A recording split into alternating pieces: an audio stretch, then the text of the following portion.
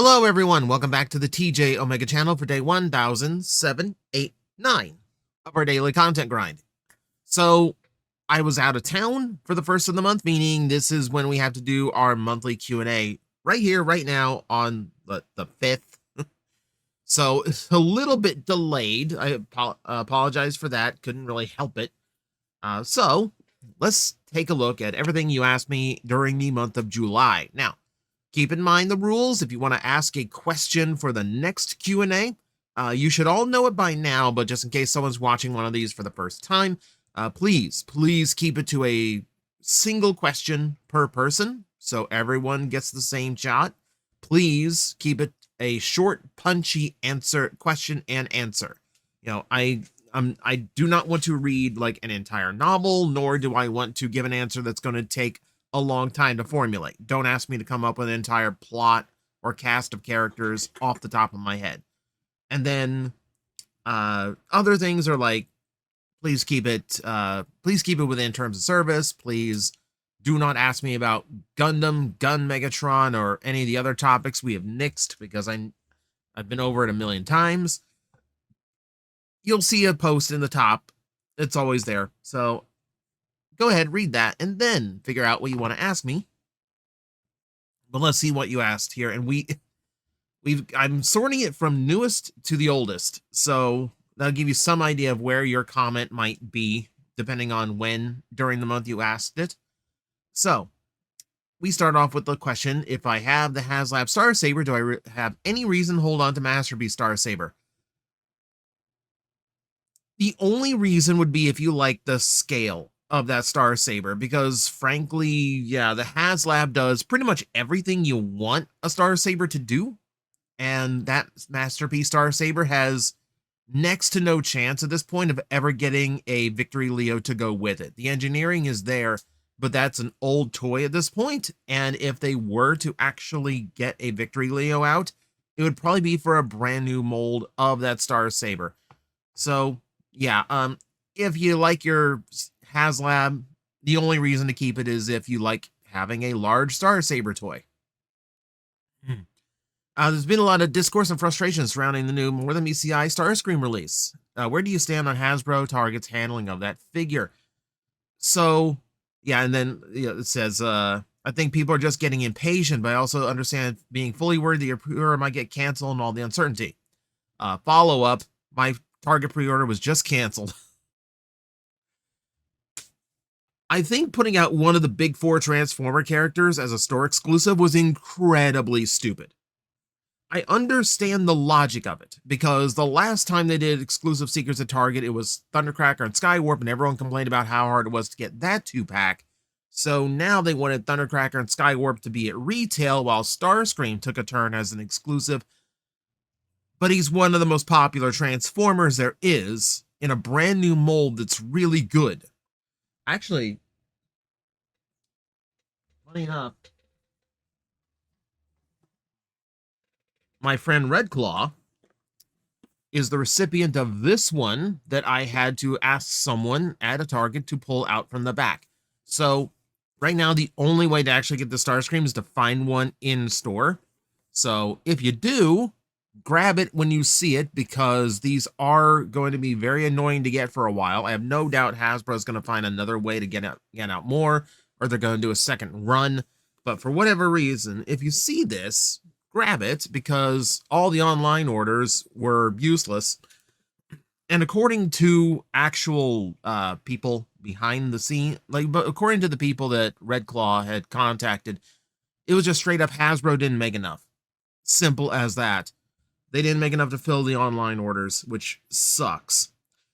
Right now, all of my Targets are doing a big reset. I would suggest, if your Targets are also doing resets of their toy section, and especially if they have one where the Transformer section is not out yet, or like is currently there, they might be holding stock back until the reset is done. So find the barcode online. You just Google for the barcode, you can find it. Scan it into one of the floor scanners and see if there are some in the back. Target's usually pretty good about people going to the back to get stuff for you if it's there. So you have a chance to get Insecticons and Starscream that way. I have not seen any evidence that Prowl is out yet. I want to do a whole video just on this debacle because it really is an extremely bad one. But my video schedule for the week is so loaded. Just to suffice to say, I think this has been incredibly poorly handled by Hasbro's part. Since a new Defensor is basically a given after Bruticus, I wanted to ask you how you would want Hotspot's Combiner Kibble handled. So yeah, make him a tiller truck, a fire tractor trailer with a big ladder, have a Kibble be sunk on a fire station, make him like RID 2001 Optimus. So weirdly enough, like we think Defensor is a given, but none of the leaks for next year that we've seen have any Protectobots on it. So I'm kind of doubtful at the moment. But to handle like Hotspot, I feel like the move there is to make him one of the more compact fire trucks, almost like Universe 2.0 Inferno, and then have his bulk be the thing, what turns him into like a full-length original style fire truck, and then that's the framework that you use for Defensor. And what to do with it between there is like the ladder would be on there, so most like the ladder and the water guns would be on there. So most likely, yeah, it would be like a turret emplacement. That would basically just be like a water cannon for handling big fires. I think it's honestly like compared to some of the others that we've seen, I think that's probably an easier one to tackle. Like when you start getting into like how would they do hunger, then you get into some really difficult choices. Even though this probably never happened, what would you think if Hasbro Takara ever announced an official English dub of the Japanese G1 series? It would be fascinating to see. So by Japanese G1 series, you mean like Headmasters, Master Force Victory Zone. I would love to see it. I would love to see it, but it's going to be weird because you have very modern voice actors putting their voices onto very old footage with very old music and sound effects. So the end result is going to be kind of a clash. I wouldn't mind it though. I absolutely would not mind it. It would be cool to actually get like full dubs of those and have some like more like proper like G1 content to absorb. Let's see. What next? What crossover with the Transformers, mind you have yet to do so, would make you go, oh, this should not work at all, but if it happens, your action would be, oh my god, it works. Shouldn't have called it, but I did. Shouldn't have, but it did. So here's the problem with that. I can't imagine one that wouldn't work because like in my head, it was so to have that reaction, I have to believe that a Transformer mashup would not work at all. And you are asking for like hypothetical ones that would make you go, oh wow, that really does work. So unfortunately there, I can't really give you an answer. I like they're like, you know, like would I have thought Transformers FIFA would work? No.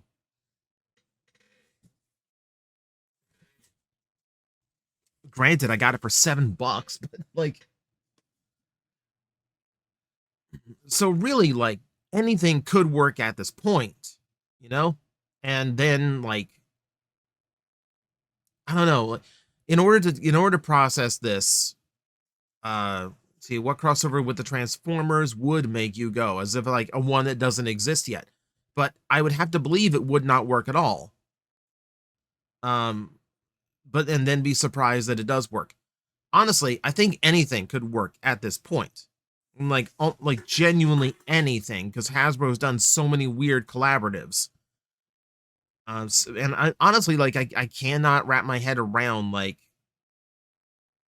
something that shouldn't work, but my reaction later would be it works. You understand? Like I can't have both of those responses to an idea at the same time.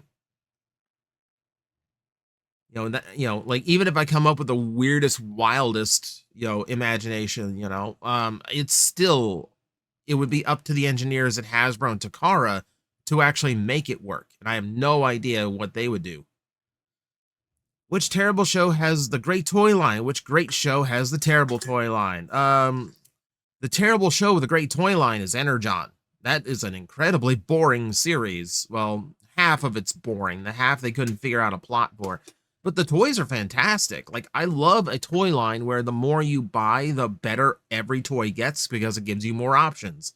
That's the Energon Autobots. And the Energon Decepticons were just flat out good toys. So, that's the first answer to that. You're technically answering 2, but I will try to come up with something for you there. That one is harder to parse. That was a lot harder to parse. In that sense, I would say Cyberverse. I really, really liked Cyberverse, but the only toys there that like weren't, and this is completely biased because it's a little kid's toy line full of gimmicks and simple figures, and that was the intention.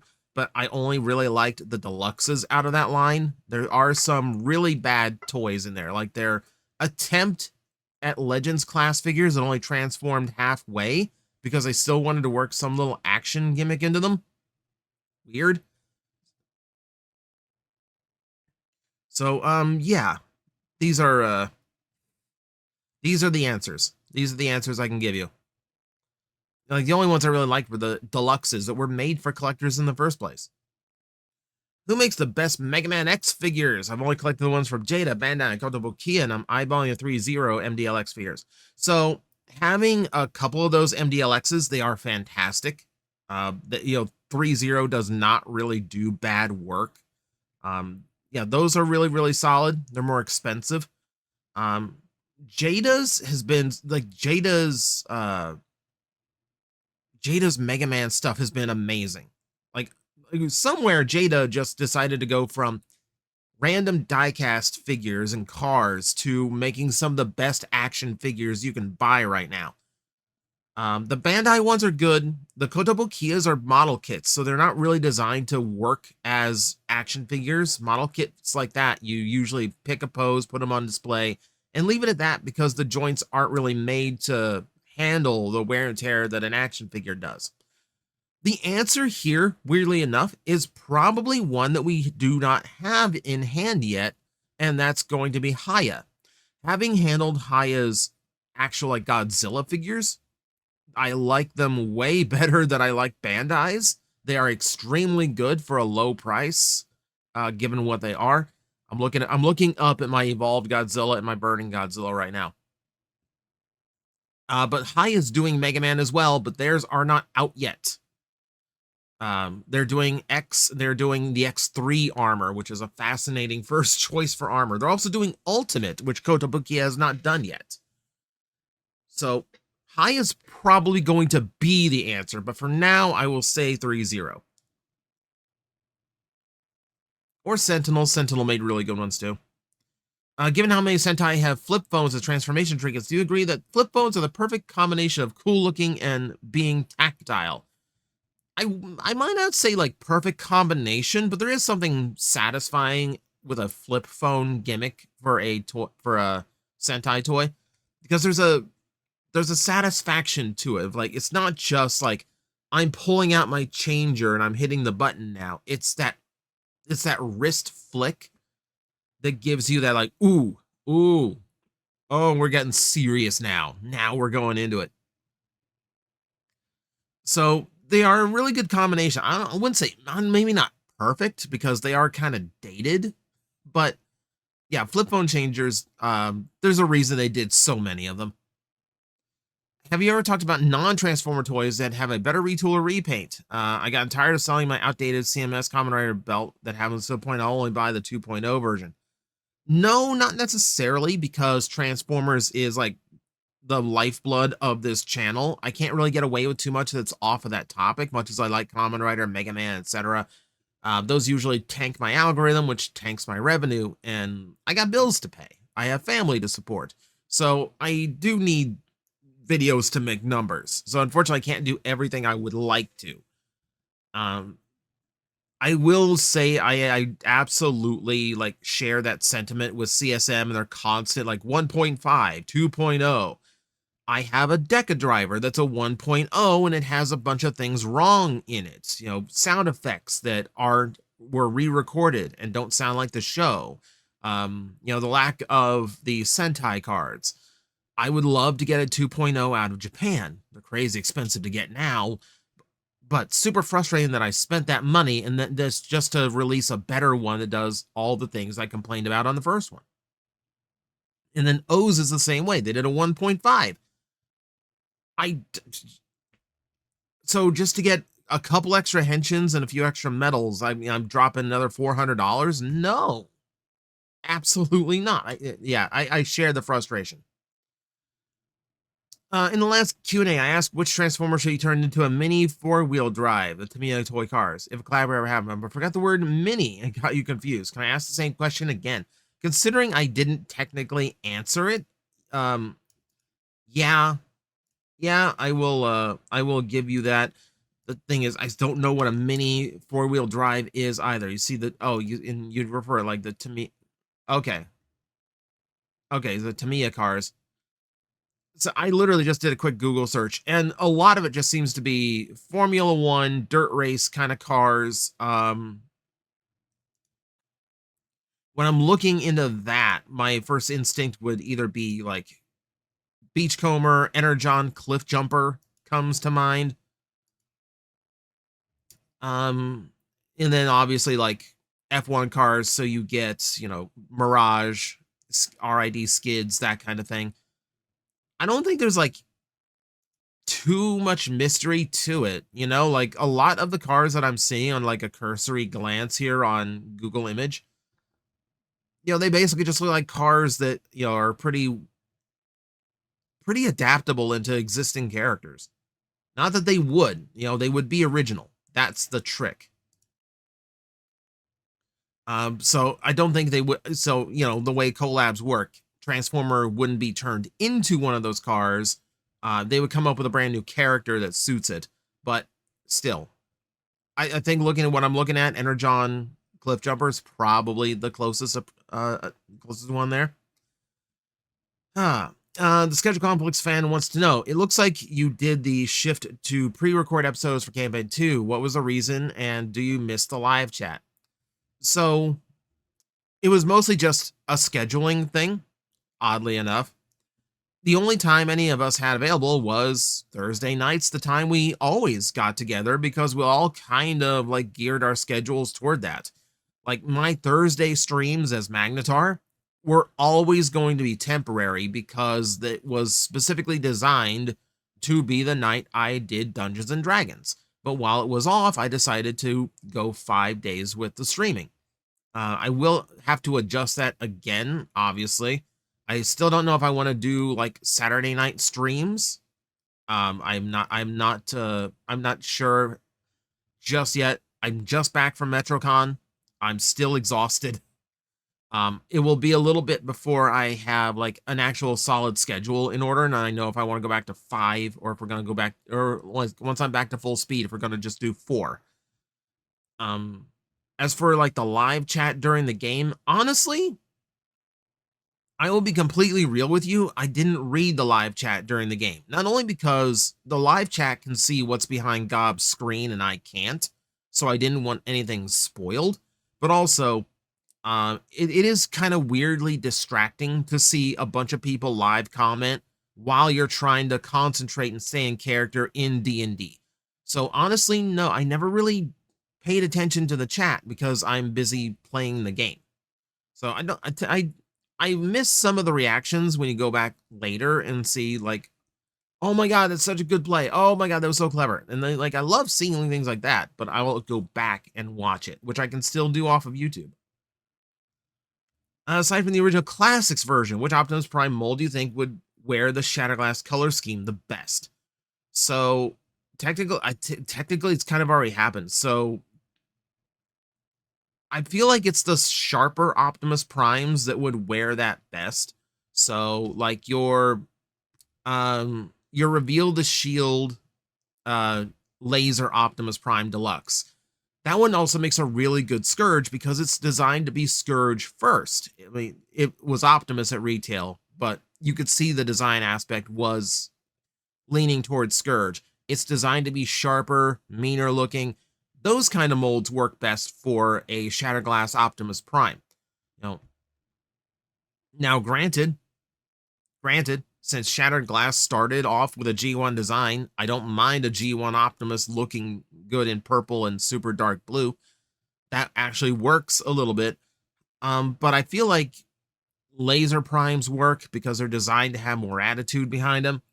I'm not sure of others offhand. Like, you might get away with like the Volvo Optimus. You might get away with that one too. It's a tricky one because now I'm trying to think of like there's there's probably there are hundreds of molds of Optimus Prime, which is basically just boils down to like the meanest looking ones.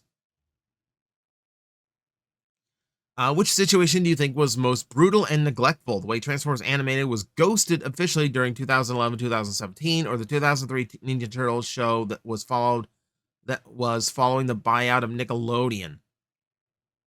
I'm talking to like how hard the business pushed for the newer properties while unceremoniously giving minimal recognition of what came just before. Big example, lack of physical media releases of the shows and leniency on no new merchandise tribute to either series. So those are all in very weird legal situations because you got to remember that was 4Kids who did the 2003 Ninja Turtles. So when Nickelodeon buys that, they have to make sure like all the rights with 4Kids is cleared up, and everyone who produced everything for that series. But also that was what happened with Transformers Animated. Was, keep in mind, immediately after the series, like you're talking with 2011, 2017, they aren't going to support an old series because one, they just supported it for 3 years. And two, they're trying to move on from it and not get stuck doing it. So understand, you're usually like a 20-year wait before nostalgia for any particular series kicks in. So Animated would not have flown in 2011, 2017 when people were neck deep in the movies and Transformers Prime and they wanted this more mature flavor of Transformers. You know, and then kind of the same with the 2003 Turtles is like after Nickelodeon did the buyout, they want to stick with the stuff they created. Not only because, there's no licensing mess, but they make more money from it that way. So yeah, it's basically just comes down to you always want more of your favorite, but understand the machine has to keep moving. And the old has to make way for the new or the franchise dies. We gained a lot in the years you're talking about thanks to Transformers Prime. And even with like, RID 2015, even kind of maintaining that story. It's the last time we had like a long stretch of fiction for one Transformer universe. So it's not that Transformers Animated was ghosted. It was, at the time, it literally was dead. And there was no reigniting it. If it was selling well, would have continued, would have gotten season 4, would have gotten all those canceled toys. We have to remember, much as we loved those, there is a reason for why it was stopped.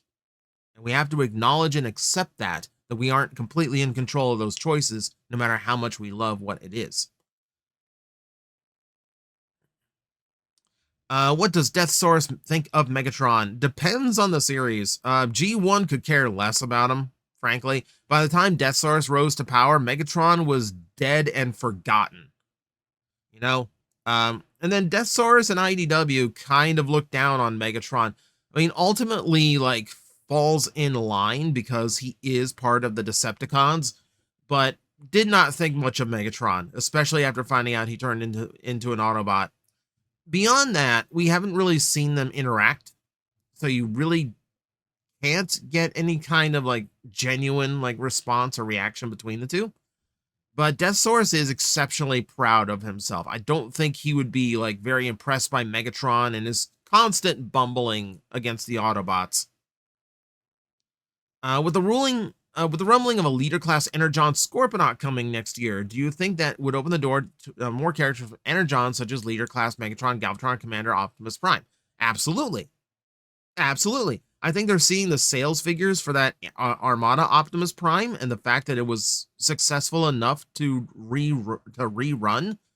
I think that proves that like that works at that scale. And I'm sure they would love to do the same with an Energon Wing Saber as a leader class or a commander. And then, no, well, no, it'd be, no, you'd have to make him commander for the engineering level behind him. Ugh. That's going to be bitter. But no, I do think that they're looking at that and going like, yeah, we could get away with Optimus Prime from Energon the same way, couldn't we? And I think, yes, they absolutely could. It does open. So what opened the door is the fact that like, because remember they did the core class Energon Megatron. And really like, even if you saw it end up at like clearance stores, the fact that it was a well-received toy and fans enjoyed it meant that they could put some faith in Energon as a brand. Which is why we're getting leader class Energon Scorponok. Not only because they need to keep the Scorponok name in regular use, but also because they have noticed the fan response. And that's frankly, Scorponok is a safe bet. You know, he doesn't have to do the Power Link gimmick. He's a cool looking design. The original one is good, but has a lot of room for improvement in the articulation front. It's a triple changer, so that like they get to make it a fully featured leader class toy. Yeah, it's a safe bet to start in with Energon. And yeah, we'll absolutely be getting more. Which would you buy first? A Botshot's Star Saber or Blitzwing? I thought there was a Blitzwing, but it was just a repaint of someone's jet or tank mode. But frankly, probably the Star Saber, mostly because I'm in disbelief that it exists. It's far less likely, meaning if they actually did it, I would jump on it immediately. Writing this before Metricon, so I hope it was a blast. It was. It was. Treat yourself to something you earned it. Oh, yeah. I'll do the haul video at some point. I treated myself. Don't worry. Do you think Sound Blaster is an underused character, both in toys and media? Absolutely. Absolutely. So, makes me sad that Siege was the last toy he got. You will absolutely see more Sound Blasters because it's really the only thing they can do with Soundwave. They can do Marvel, which the leaks say we are getting, supposedly. But Sound Blaster is just the easy go-to.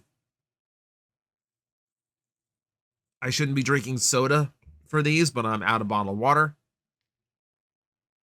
But no, you will see more Sound Blasters. He is very underutilized in media because they have to make him a separate character. They're not going to get rid of Soundwave because Soundwave's always one of the most popular characters. So they had to put him in as a secondary, like they did in the War for Cybertron cartoon, where like he's the failed clone that became a crime lord. You know what? That kind of works. That kind of works. It's like this weird like what could have been for Soundwave had he not fallen in with Megatron. But yeah, because his origin is evolved or upgraded Soundwave, it does make him harder to use fictionally unless you go against G1 canon. And some fans are okay with that. A lot of them aren't. So it's always tricky to use him. Since they made a new Iron Fist, do you think other Euro G1 Transformers will get their own upgrades? I think it's possible they use GT Scorcher mold for Hurricane or Deluge. It's always possible. They do Iron Fist because he was in the Wreckers comics in IDW, and his storyline was tragic. So there's a lot of fans connected to Iron Fist, or Fistitron, as we have to call him sometimes. But also because the mold was there and available, and that makes it far easier to do. We haven't seen really brand new molds for anything in the... I was going to say, we haven't seen any of the new mold collaborative toys become any official Transformer characters, even though some of them feel backwards compatible to do that. But if they did it, yeah, like some of the Hot Wheels ones, you could definitely get some work out of. Does the story to Transformers Cybertron Galaxy Force continue, or is it just ends after the show? And where can I read it? No. So it ends at the series. You got to remember, Transformers isn't one of those series that regularly gets like a manga attached to their animes. There is no continuation to Cybertron. It just ends. Because keep in mind, that was the end of a 3-year story. Technically, there are roughly 150 episodes of that story. They just switch things up at different segments. Originally, that was different. Galaxy Force was not intended to be a follow-up to Super Link. Eventually, Takara wrapped the whole thing together like we did for the Unicron trilogy in America. So, yeah, like that's pretty much it. There is no continuation, unfortunately. Not that I think there is a continuation. Your villains are beaten or banished to other dimensions. Everyone lived happily ever after. Kobe and Lori got married. Everything went well. Good evening, or rather, good night, Mr. TJ. I can't tell if you are saying that as a Zets reference or because I usually film these at night, but you could probably guess by the window behind me, I'm not filming this at night because I was too exhausted. The whiplash from coming back from MetroCon has been extreme. See, and then my previous question, beverage choice is Pepsi, etc. I'm not afraid to walk the unpopular road. It's just all preference. That's all it is. And speaking of Sega, have you ever seen the anime Uncle from Another World? Unfortunately, no. No, I have not. So I cannot expound upon that, unfortunately. What do you think a guilty verdict means in Quintesson Court? Frankly, same thing. I don't think... I was going to pick up a Quintesson I had on the desk. His tentacles are stuck. I don't think there's any difference. I think they just make the judgments for their own amusement and then just kill you anyway. How many lunches from other people have Bumblebee eaten at this point? That's a good question. I like that idiom because it really does feel like it comes from a bullying mentality of like Bumblebee is just going to sit down at your spot at the lunch table, push you aside, and just eat whatever bagged lunch your mom packed for you that day.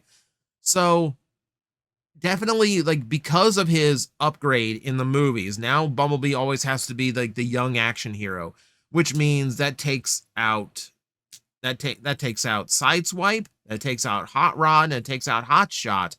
But because he is so popular and dominant as like the yellow and black Autobot, who is now a sports car, that takes out Sunstreaker as well. So my count right now is at least 4. But it's probably more if I really put my mind to it. I know it won't be anytime soon because planning time in Mattel only just getting the license. Seeing that we got both a Mattel collab and a Warner collab, do you think is realistic any chance for a DC collab? So you have to understand, it's not just Mattel that has to. Okay, so it's not just Mattel that has to be on board for that. The people at DC Comics need to be on board for that. And even if, even if like corporate shifts and all that, there are still so many people who have to check off on yes that it becomes difficult. You have to remember, at the core, Hasbro is the Marvel toy company. So Mattel has to be okay with them doing a DC figure, and DC has to be okay with the Marvel company doing a DC figure. That gets extremely dicey. So right now, we have no idea. My bet would say no. I would bet no right now, much as like I would love a transforming Batmobile.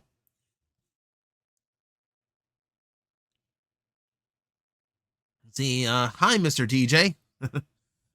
Hello. See, because there was no HasLab reveal at SEC, when do you think will be announced? Do you have your crystal ball to say that HasLab will be announced this month during this event? So I don't really have anything per se.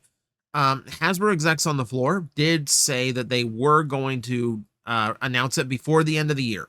So that's a pretty broad time frame, and frankly, I can't remember all the shows that are happening between now and then. I genuinely think it's just going to be when they're ready, as an online announcement. I don't think they're going to announce it a big show. I think they're just going to be like, hey, we're doing a pulse stream on this and this date in like October or whatever, and we'll just get it then. Like, oh, hey guys,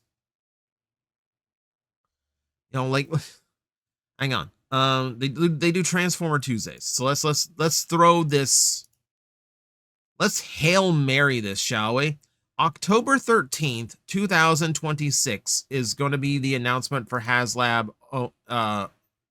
Primus. I have no insider knowledge. I have no contacts at Hasbro. I have no idea if that's correct. I'm literally just picking a Tuesday in a few months and just throwing an idea out there. If it is at all close, it is a complete coincidence, and I need to start buying lottery tickets. Which version of RC is your favorite and least favorite? Man, I think the favorite, honestly, I think Cyberverse has one of my favorite RCs because she's a lot more fun as a character. Like, she's action hero herself, but she's more about like all the adventures she has gone on, and she's kind of low-key badass. Least favorites would have to come down to Energon, because her characterization was broken down to she's just the girl all the Omnicons simp for, or potentially even the G1, because she is woefully underdeveloped and again just tends to be the girl on the side who doesn't really get to do anything story-wise, because of course the writers didn't want her in the first place. So I feel like that's the neighborhood. Like, Prime RC is very high on there, and then Cyberverse RC is very high up there. Would you rather have RX-78-2 Gundam inspired by Optimus Prime, or Optimus Prime inspired with RX-78-2? Probably. See, that's the thing. Like, their head designs are very similar because they both have like a central mohawk crest thing. They both have the spikes in the ears. They both have the mouth plate. Either one would probably work. My gut instinct is probably say the Gundam repainted as Optimus Prime. I feel like that would work better than the inverse, but either one would probably work. Okay. See, I think my question for this month got a little misinterpreted. I was asking about the metal cardbot figures that are like the Blockies figures you showed off. Have you seen them at all, and what are your thoughts? Oh, okay. So, no. The only metal cardbots I know are the big chunky DX ones. I have not actually seen, like the Blockies style figures, or like the any kind of smaller or built ones, if that's what you're talking about. I have not seen those. All I have seen are the main toys. Also, hi from TikTok, re-explain Kamen Rider X villains. For context, there was a comedian who does this like little quiz show of like ridiculous answers, and one of them was Kamen Rider X and Starfish Hitler based. So it just popped up in my algorithm when there were no comments on it yet. So I just posted in the comment section for anyone wondering what this was. And I explained like Kamen Rider X's villains are combinations of historic villains and animals. And the post exploded. It's like every day I open up my TikTok and there's more reactions to it. I'm just trying to help out people who are very confused. But it's cool to see a few people trickle in from that. What are your thoughts on characters with predominantly asymmetrical designs? This ranges from small style figures like Beast Megatron's different arms, more significant like Sideburn and Shadow Striker. So, honestly, when you look at Transformers, you see like how many figures are like very symmetrical. I do like an asymmetrical figure. I do like the uniqueness that that brings. It's one reason why I like Transmetal 2s as a design. I think their paint jobs failed them, but as a design, I think Transmetal 2s worked out really, really cool. Um, as far as like other ones like that, like I really like X-Brawn from RID. Like I like the giant punchy fist. I think that's a fun little character trait to throw in. It gives you like personality like that. You know, it gives you like, you know, a uniqueness that you can work into their characterization. You know, symmetry is fine, but like I like the occasional offbeat one, you know? Instead of a simple carrier Zord, what do you say Titanus becoming armor to make the Ultra Zord? That would be super cool. You'd have to like fundamentally rethink him though, you know, because you know, that's a big boy. You know, Titanus is a big boy compared to the rest of the Megazord.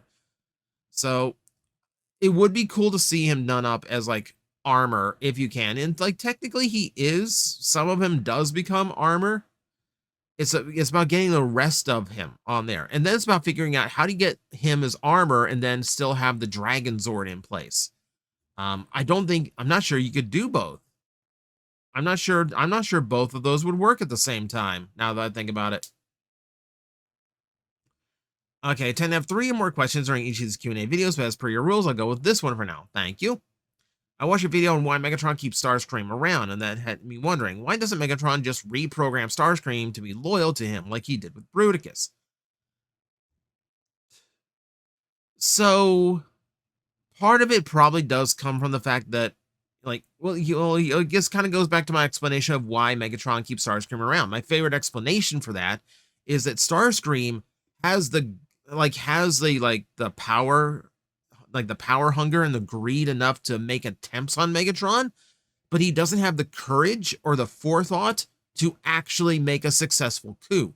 So to see like the most eager of them, and who is like second in command, so technically the second most powerful, to see him constantly fail keeps others from attempting to take over Megatron's spot themselves.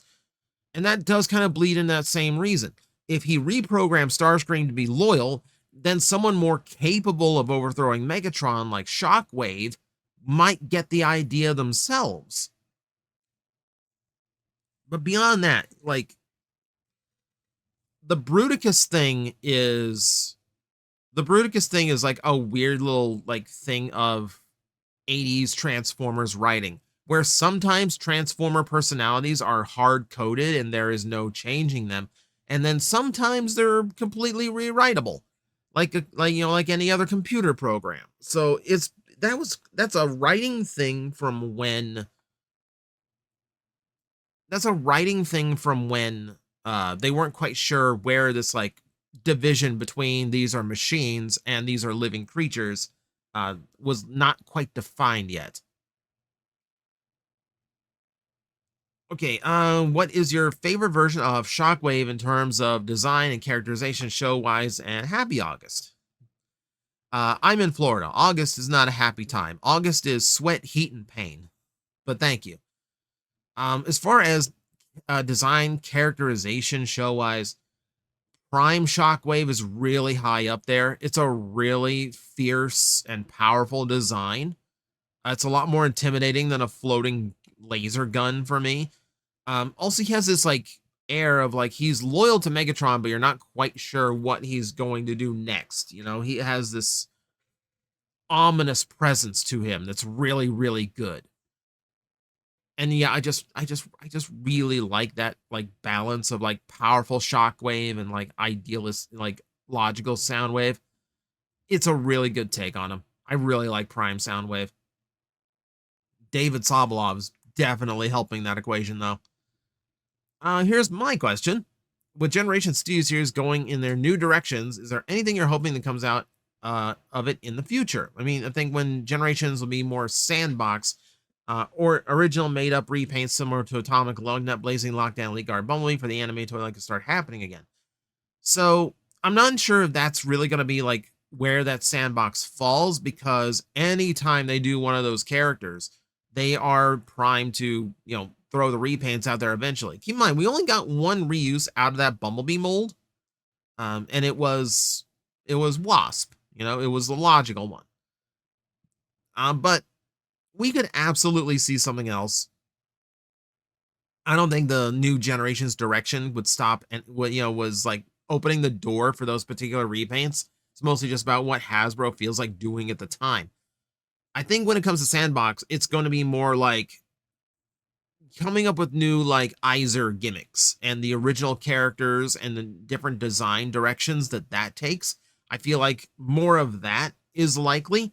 I feel like more characters that expand on other fictions. Like, let's come up with new Junkions. Let's come up with new Dinobots. I feel like it's in that realm of experimentation rather than this opens up the door to repaints. And then, like, probably, here's the thing. They can say it's going to be a sandbox or random stuff, but they still have to do popular characters in generations. I feel like it's going to be the stuff that goes beyond G1. It's going to be Armada, Energon, Cybertron, Animated. It's going to be like characters from that vein. And they will have to put in popular characters that retailers know. Retailers are eager to buy any wave that includes names like Optimus Prime, Megatron, Starscream, Soundwave, Grimlock, Bumblebee. The guaranteed sellers, they're all over those. So they will have to include characters like that in that particular series. But I am hoping that at the very least it does give them more freedom to go into just like the weird stuff. Euro G1 would be great to see. Some of the random G2 things, non-show Beast Wars characters. You know, that's what I'm hoping for. I'm hoping it gives them more freedom to just do whatever rather than just trying to stay in the same bubble. What is one of your own personal Transformer needs? Dream. Something like feel like you're the only one who wants it to happen, but happens you'll be there day one. I know you've been hoping for wanting a modern Rapido, speaking of Euro G1, but is there anything else? So, Cybertron Skywarp from that Legacy United mold, I think was the one I was screaming for the most in general. Just that design and those colors the most. Friend of mine did ask Hasbro about that potential one. Apparently, according to them, it was some kind of either misspelling or accident. Like, they weren't intending on releasing that. That mold was designed to be one and done, which I think is really short-sighted. It's really unfortunate because I still love that color scheme on that mold. As far as things beyond that, God, there are so many Transformers that I could name on that. That falls in line with like, don't ask me for a whole roster because the roster exists in my head. What do you want if you could have literally anything? I'm trying to think of like on a pet favorite, you know, like a deluxe class Bantor. That would never happen, but I would be all over it because I do have like a fond nostalgia for Bantor. Oh my God. Why am I like blanking on this? Like this literally just asked me like, what would you like to see? Yeah, I can't think of anything right now. I feel like there's a whole video in just like Transformers I would jump at, but will never happen. That kind of thing. Any chance of us getting new animated Blitzwing figure? Probably leader class. Frankly, I'll say it before, anything's on the table at this point. Hasbro's basically shown they're willing to do pretty much any character from any saga. And Blitzwing from Animated is a popular standout. Now, I'll be frank, I'd rather have him at Commander class because I don't think a leader would convey him very well, but he probably would just be like a weird leader class instead. There is probably a chance for it, but it's probably a low one, for being honest. Because we only get so many leader molds every year. Seeing your love for Blitzwing, have you ever picked up one of the third-party Blitzwings? Just got the Star Toys Commander, and I'm loving it. I do have the Star Toys Blitzwing. Now, I have the original version, so like I have this weird thing where like his wing sections are screwed on without like some kind of locking bolt or something. So it doesn't really, so it likes to unscrew itself, which is one reason why I don't mess with it. But it's a beautiful Blitzwing. I've got I've got a legend scale one too. I can't remember the toy company that came up with that. I can see them up here. But I have one of those as well. And yeah, so I've got a couple. I do have a couple. Thoughts on Toxitron? We're just going to ask about all the evil Optimuses today. It's a bizarre idea that I think only works with the G2 thing in mind. Like, well, not G2 necessarily. This was a universe idea that they were going to do. And then they canceled that figure because universe got canceled in general. I think sometimes they're a little bit too eager to throw that Toxitron onto any kind of prime that they feel like at the time. Like animated has a Toxitron. A lot of the like licensed figures do Toxitron eventually. I feel like it only works when it's a laser Optimus Prime mold, because the whole idea is that he is a truck full of hazardous chemicals. That's the idea behind that repaint. I don't mind the color scheme so much. It's supposed to look like some toxic failed clone of Optimus Prime in the vein of like Bizarro from Superman.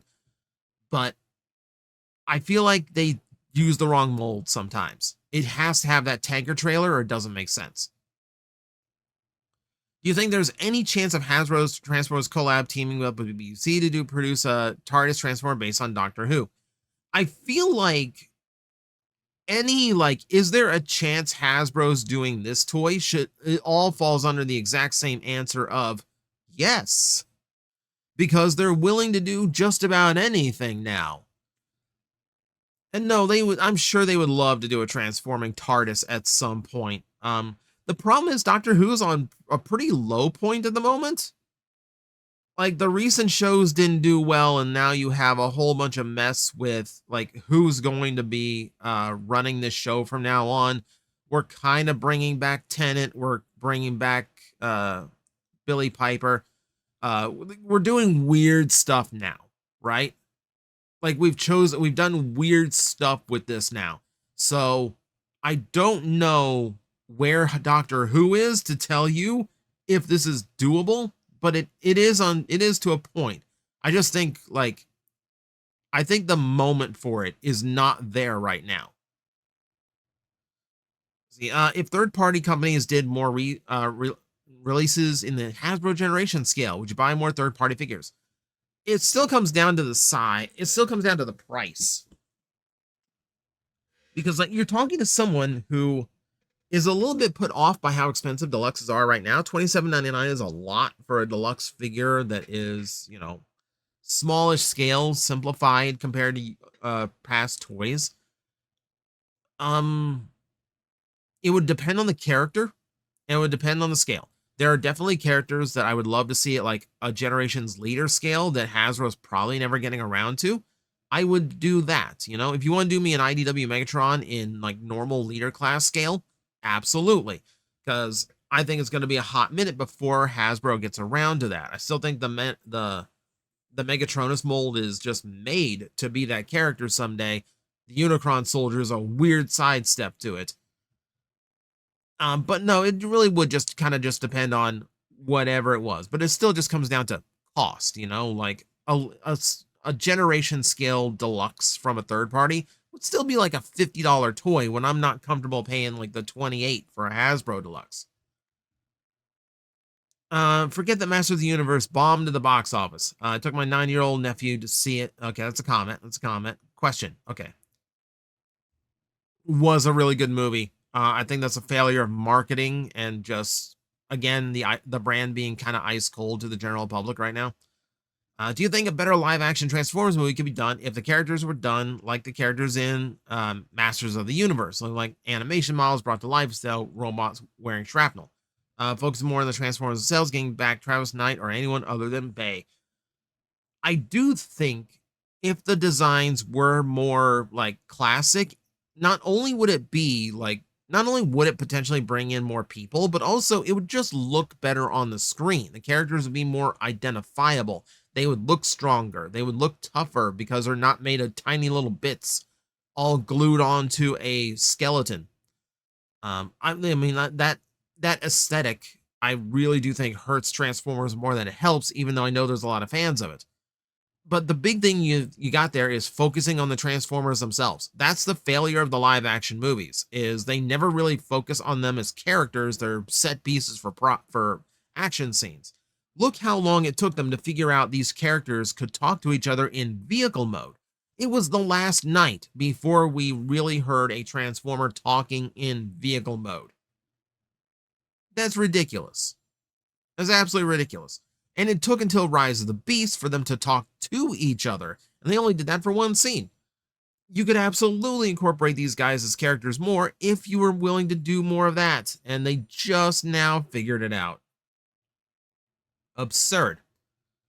But it does just come down to they got to treat them like characters so they can tell a good story with them. That's what it boils down to. Do you think Piranacon or God Neptune could work in the new combiner frame style, or would that be a good HasLab candidate since Latizer turned out pretty good? I think that is a good well, here's the thing. You wouldn't want Piranacon as a HasLab exclusive because that immediately cuts off God Neptune. Hasbro has stated that there's room for a like repaints of HasLab toys, but they've never put one on the table as of yet. If the made to order thing works out for them, that might be a potential, but for now we have to assume that it is not. So you wouldn't want Piranacon as a HasLab. You would want him as you would want him either made to order, or you would want him as just like a stand, like a modern combiner frame. And that would be very, very difficult to work through. I don't think you could do any kind of combiner frame that would actually connect onto Snaptrap. I like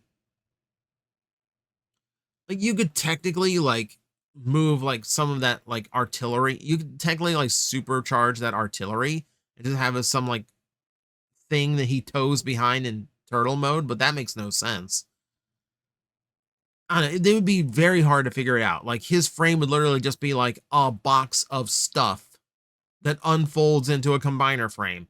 I don't see how it would interact. Wait, I just mentioned this with Hunger. How do you make that interact with his beast mode?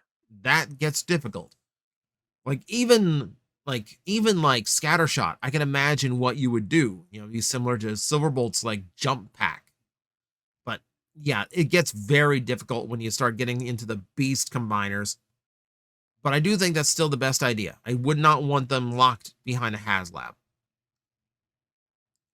If there was a sword-based henshin device with collectible blades that you could attach to the top of the hilt for different sounds, it would fall in. Okay, so your problem is that the blade of any particular henshin, of any particular roleplay toy, is the part that takes the most abuse.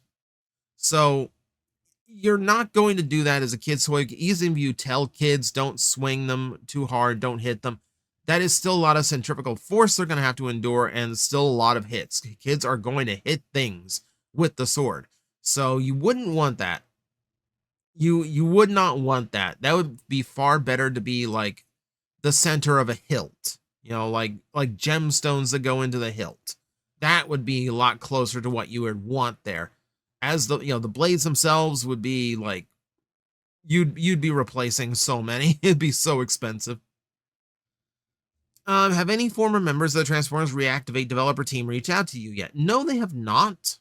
And it's definitely time. Like, I don't know how long. Supposedly, it was like a 6-month NDA thing, but corporate NDAs could go on for years. So I don't know if any of them are really at liberty to talk about what happened yet. It is worth reaching out to them at some point, but there are channels that were far more focused on that game that would probably do it first, but I've not seen it happen yet. Now that Hasbro has given as a transforming frog who is not Slapper, and soon a flying squirrel who isn't Darkstream, how or when do you think we'll finally get a transforming skunk who isn't Gas Skunk? Depending on like how much longer they keep going with these timelines figures, they did say that they're taking next year off from the timelines exclusives. And I want to say that's probably because it's a good idea on paper, but we haven't really fleshed this out to see where we go next from here. That isn't just Optimus and his crew, like the 4 main characters as like animals from the era. Like that gets really old really fast. So I think they wrote themselves into a corner on that one. But it also might have to do with the fact that all of them end up on clearance. But I think that's really the only way we're getting a transforming skunk, because there really is only, there really is only like stink bomb and gas skunk, and that's it. And they're technically the same toy, so you couldn't even do both. Yeah, it would take something like that, and that's probably a good long way off. What determines the price of older figures? If I wanted a Hunt for the Decepticon lug nut ever since the line was still in stores, the prices are ungodly. Why? Demand. Supply and demand. And everything in retail, especially on the secondary market, is all about supply and demand. They are expensive because that is a very popular figure. It's a very good figure, but there's only so many out there available now because a lot of them were bought and destroyed by whatever kid got a hold of them. A lot of them are bought and live in collections, and collectors aren't willing to part with it because it is a very good toy that they really, really like. So what you're looking at is a lot of people want that, but only so many are offering it for sale, meaning it gets expensive. And it's a slow buildup. It's always about who is willing to pay a little bit more for it now.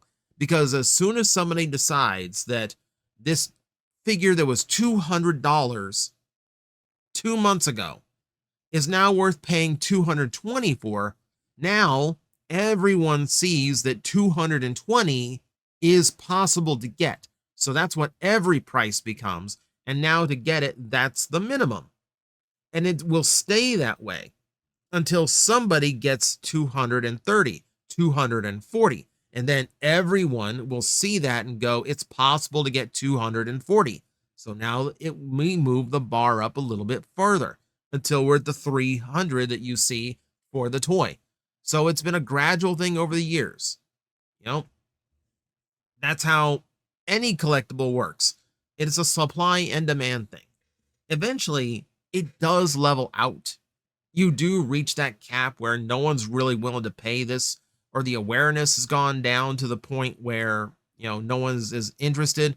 If they do a brand new lug nut in the Generations line that just blows everything out of the water, then you might see that Hunt for the Decepticons one, that with its realistic aesthetic, going down as people's demand switches to the new one. So there is a off chance that the price will actually fluctuate the other way.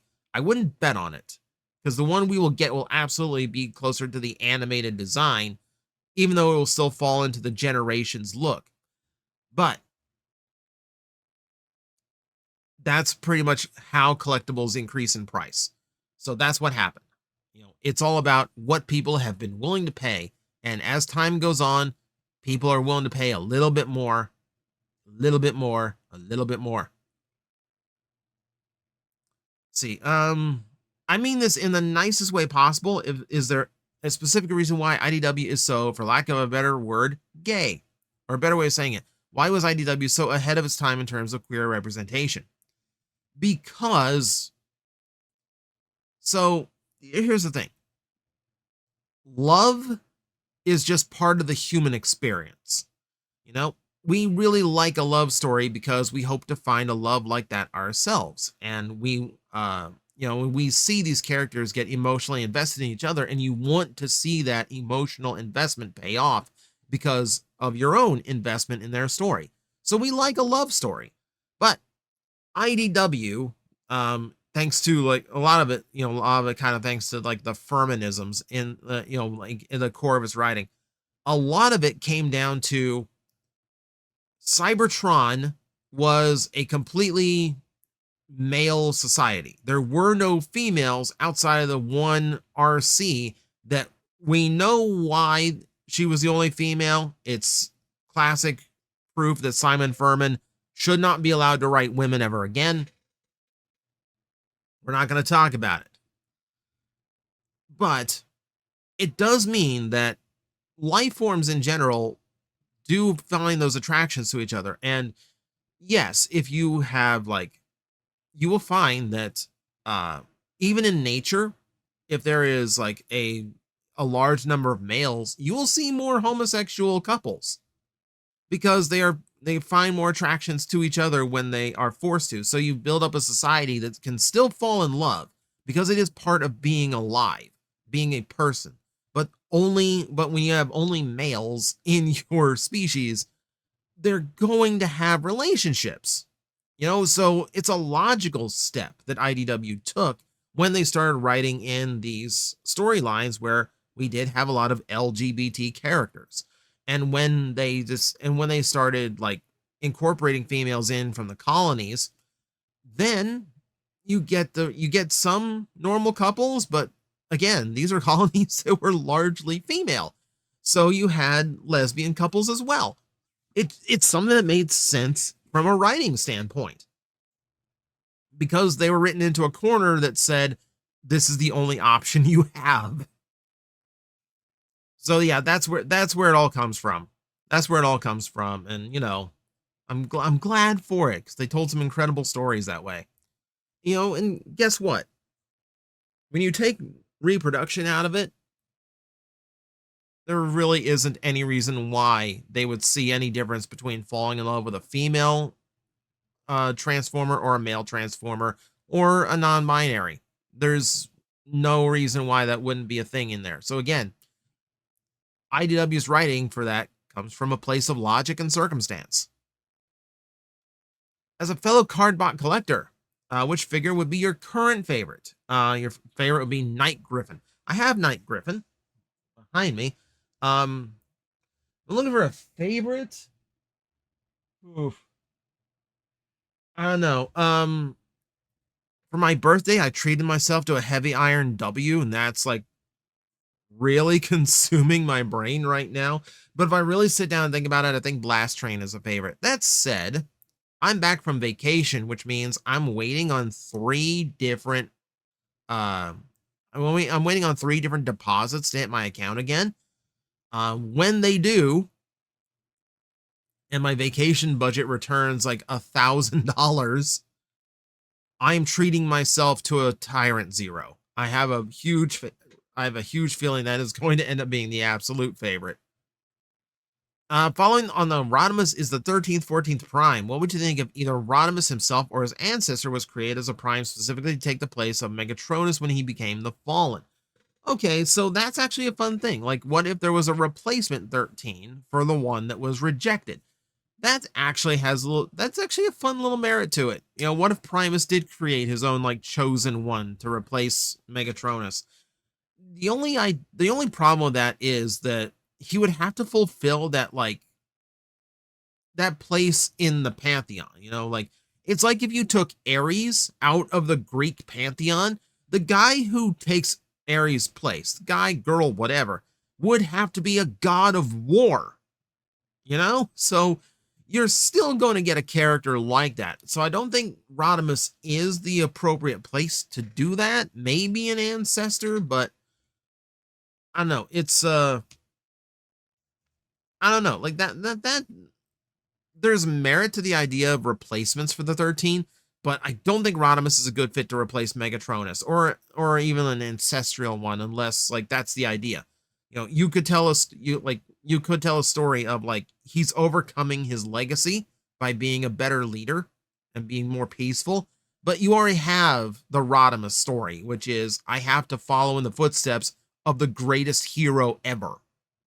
You know, what happens when you're the one that's tasked with defending Metropolis after Superman died? That's the story of Rodimus Prime. And I don't think I would want to meddle or muddy that in any way.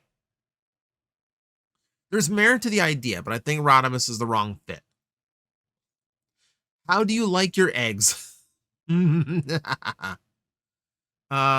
Scrambled. I'm usually a scrambled person, but I like an omelet too. Love listening to the news episodes and your Plastic Addict Titan Megatron video during work. Almost got the toy for you to autograph for a laugh. I have signed hot shots before. There is a hot shot out there that was signed by both Aaron Archer, who designed him, and me, who railed on him. Oh my god. So yeah, that's Yeah, like I would get a laugh if I was to sign a titanium Megatron. I'd get a laugh out of it. Actually, saw one. I saw one still sealed during my vacation time, and like I was almost tempted to pick it up just to see if like just to make a weird video out of it or something. But no, I'm not giving that toy a dime. Um, would you consider streaming Dispatch the game? I think it'd be cool seeing you play games you can put your own choices in. Honestly, I've seen a little bit of Dispatch. It's not quite my flavor of game. Though weirdly enough, like my flavor of games lately have been like far more chill. Because I feel like right now, the last few months have been very stressful. So my brain is looking for just like calm, simple escapism. So I'm not looking for anything that makes me like pressure on choices or anything. Like a lot of like what I've been doing lately has just been like job simulator games. Um Retro Replay has been really big for me lately. I love the loop and the nostalgia in that one, but they're adding video games in the fall, so I don't want to touch it until the video games are a thing because that's because that is that I'm gonna complete I know I'm gonna like completely redesign the store based solely on like I want a video game rental section. Um, right now it's Water Park Simulator. That's been a lot of fun to come up with. I think the like natural Floridian has come out at me and like how would I design a water park? But I can tell by the fact that like Doom the Dark Ages, which I streamed in full as Magnetar, and just had DLC come out that I already own because I bought the deluxe version. Um, I'm not in any rush to play it. Even though I really know I should and I know I would enjoy it, it's like it's not where my brain vibe is right now. So Dispatch is not where my brain vibe is right now. Maybe in the future. What if Lugnut was in Earthspark? Do you think he'd see a Decepticon or follow Megatron and becoming an Autobot? We have discussed what to do with Lugnut in the past. Um, I did a whole video on a concept like that, not in Earthspark, but just in general, like what Lugnut would do. And it's very difficult to say because while his loyalty is very much to Megatron, he is still a very cruel and destructive character. He's just simple-minded is all.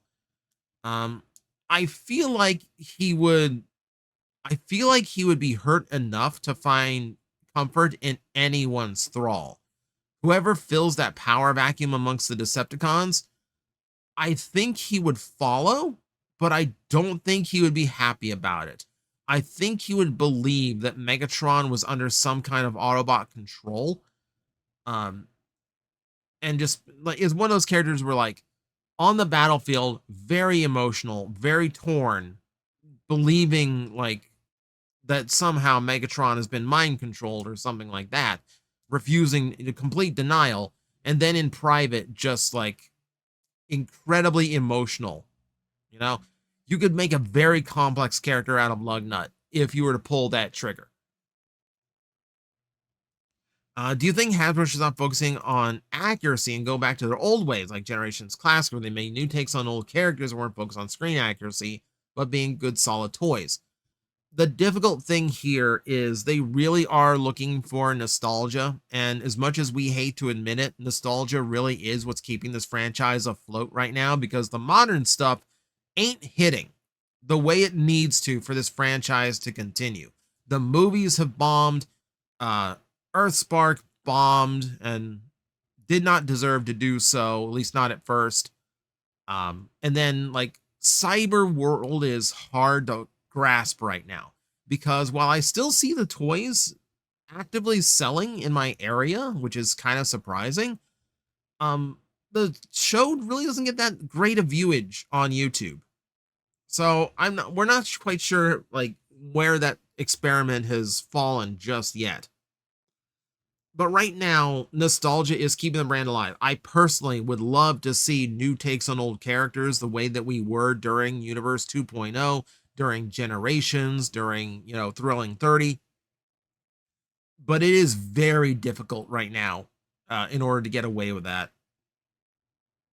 What other sports equipment do you think would work as a repaintable collecting Transformer toy? Also agree with you. The football helmet should have been packaged in alt mode. Yeah, that's just I I see. I just there's like my Target has like three of them set up on their own display right now, and it's literally just the same guy in different colors. It looks so boring. It would look it would look and present so much better if it was in helmet mode. But frankly, we could do just about anything. So like any kind of ball. So because we got the soccer transform, we got breakaway. So it could be a baseball, it could be a basketball, it could be a football as well. Um, a hockey puck, probably not. It's not the most it's not the most fun alt mode you could turn a transformer into.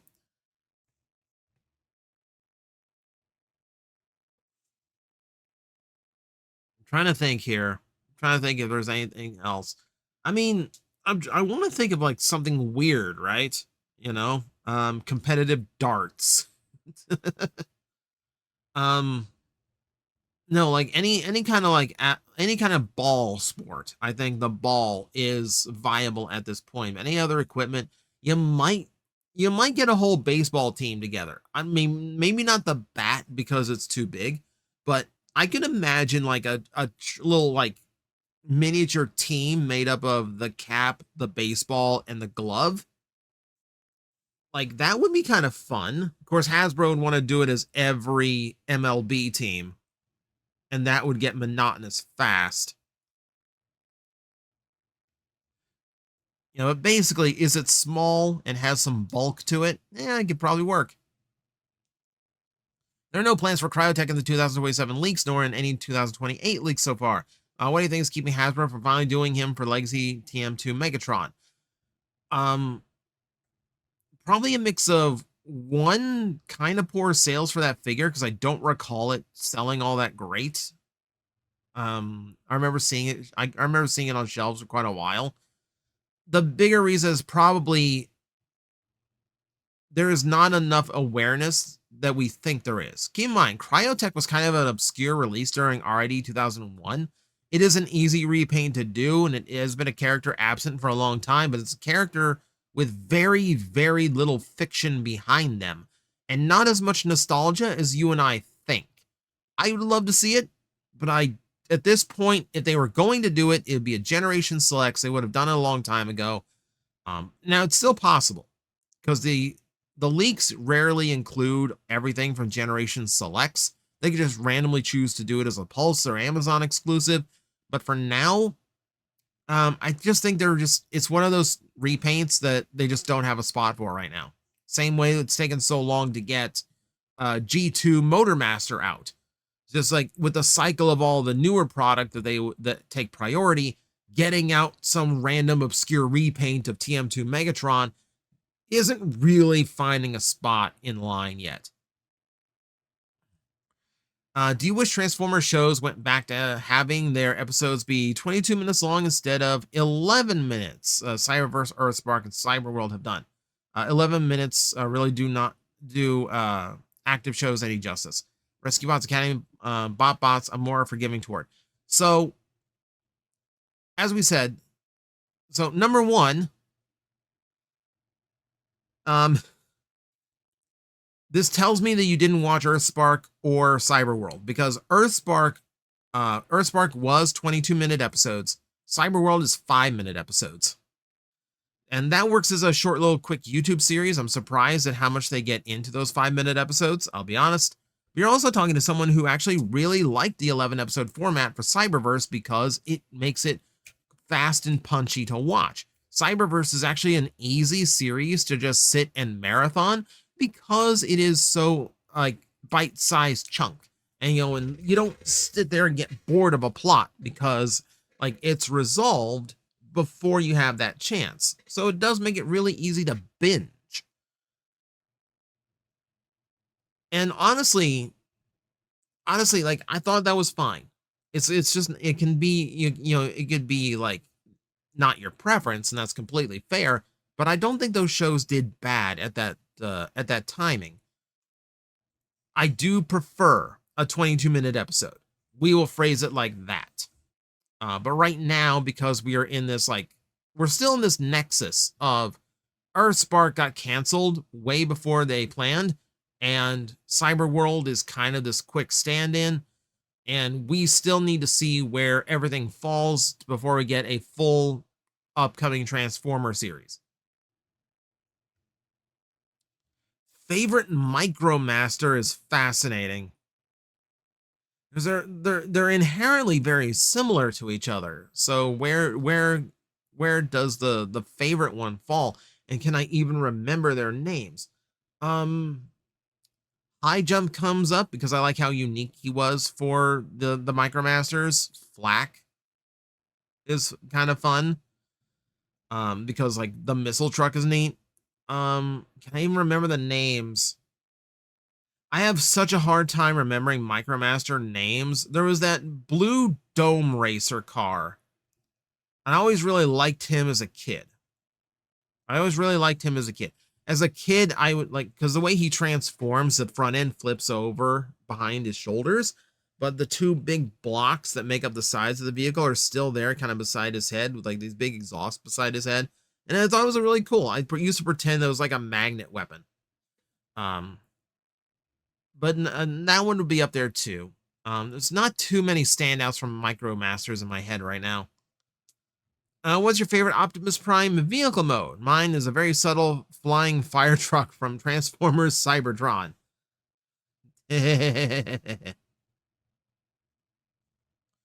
um, man. So the semi truck is classic, but I gotta be honest, I do think I prefer Fire Truck Optimus Prime. Is there, like, honestly, is there a better big hero vehicle in existence than a fire truck? It's literally designed to come to emergency rescues. It's big and red. It's designed to be a powerful machine. It's perfect for Optimus Prime. It's absolutely perfect. The fact that he is a flat-nosed semi-truck most of the time just comes inherently down to that's the mold they had to work with when they brought Diaclone and a bunch of other toy lines to make the original Transformers. So it's happenstance that he happened to be a semi-truck, and now he is always going to be a semi-truck. But the fire truck, I think, fits so much better. Since you mentioned the Kamen Rider Blade improved on your second watch, have you considered giving Saber another go? There's been a lot of reevaluation of that season in recent years, and since you brought it up in your Heisei video tier list and couldn't finish it the first time, maybe you might be able to with a fresh outlook. Potentially, I've thought about giving it another go, but honestly, I have to overcome two things. One, the writer is the same one from Ghost, a series I really did not like, and I know a lot of his writing tropes are still part of that series, but also the gimmick behind the belts drives me insane. Like, those books never shut up. Like, it takes me out of the show so much every time they mention, because it just goes on for too freaking long. Just way too freaking long. Like, I know it's a book. It's supposed to be verbose, but good lord, it's so aggravating. But I might. I might give it another shot. From the past to now, we've had lots of different and unique looks for the Transformers. So for a future piece of media, whether for shows, movies, etc., what animation art style would you like to see?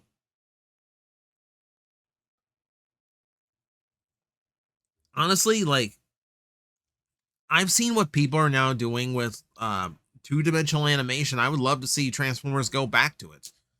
We really haven't done like 2D Transformers since digital really became like the media for like 2D animation.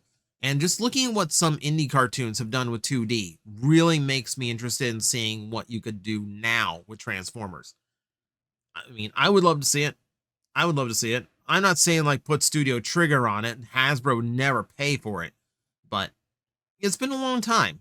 I think I can do without a CG Transformer series for a bit. Do you think a crossover figure of Galaxy Express 999 retooled for the Studio Series Astro Train figure would work? So I'll put it to you this way. I don't want any Astro Train to work. Um, I don't want anything from that Astro Train to work. Um, Now, like the vehicle mode is suited, don't get me wrong, but frankly, it's just a really bad fig. It's just a really bad figure. Um, I don't want to see it. I really do not want to see it. I don't want to see it reused. Like if they were gonna do that kind of crossover, like I like the look of a steam locomotive, like an old like a heavy machine train. I would want to just see them do it as a completely new mold.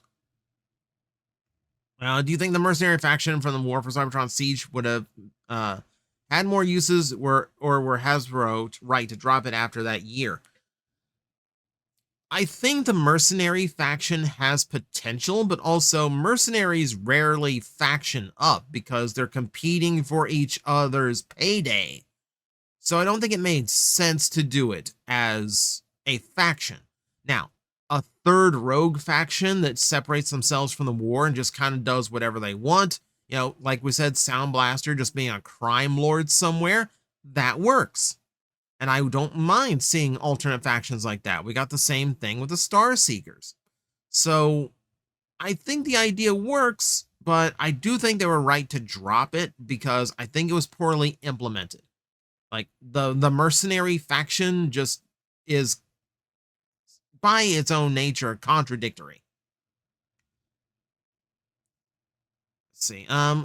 What's been your experience with original Lego themes? I'm thinking like Ninjago, City, Chima, Bionicle, Nexo Knights, Creator 3-in-1. Like that. Not the licensed themes like Star Wars, Lego, Minecraft, GameStop. Okay.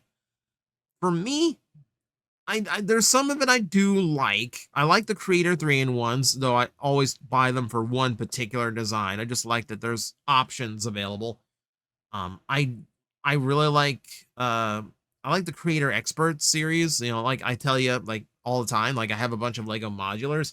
I used to say I collected the Lego modulars, but frankly, it has been a hot minute. I used to have like 3 of them that I had set up, that I had like bought but didn't have the room to build or time to build. Now I'm down to 1 because I ended up selling off 2 of them, and I kind of regret that. I sold off the diner that I really wanted to build. I think the one I have left is the bookstore. But for the others, I didn't really. I think in like pieces, there were things in all of those original themes that I liked. But like outside of like generic ones, like the castle theme, it was always about like once in a blue moon, something would hit me and go, okay, this one looks neat. But I was never like invested in a one particular theme. Like Chima for me just kind of felt like they thought they were going to get Thundercats and the rights fell through, but they went along with it anyway. That's how that set has always felt to me. But the rest of it, like, we talked about Bionicle too, where like Bionicle never interested me. It just didn't. I'm sorry, Bionicle fans. Like, it just never caught my interest. I tried it twice. Neither time did I find myself caring. So yeah, that's been my experience with the original Lego themes. They don't really hold my attention. They don't grab me very often. It's always like an individual set basis. I believe when you're reading this, season 2 of Scheduled Conflict should be out. One episode of it is. As of the recent play session, who would your past character think of your current one? So Tora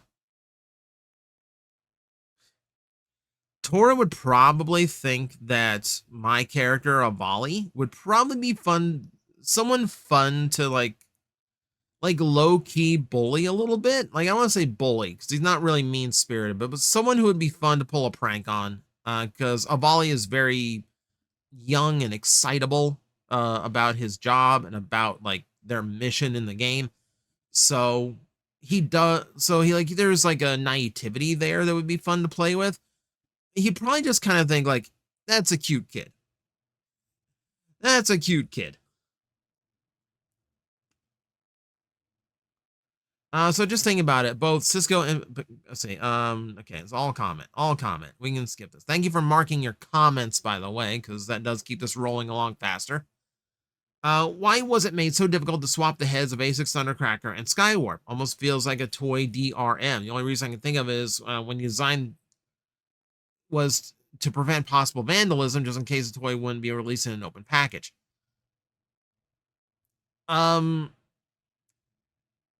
It was made difficult because you're not supposed to do it.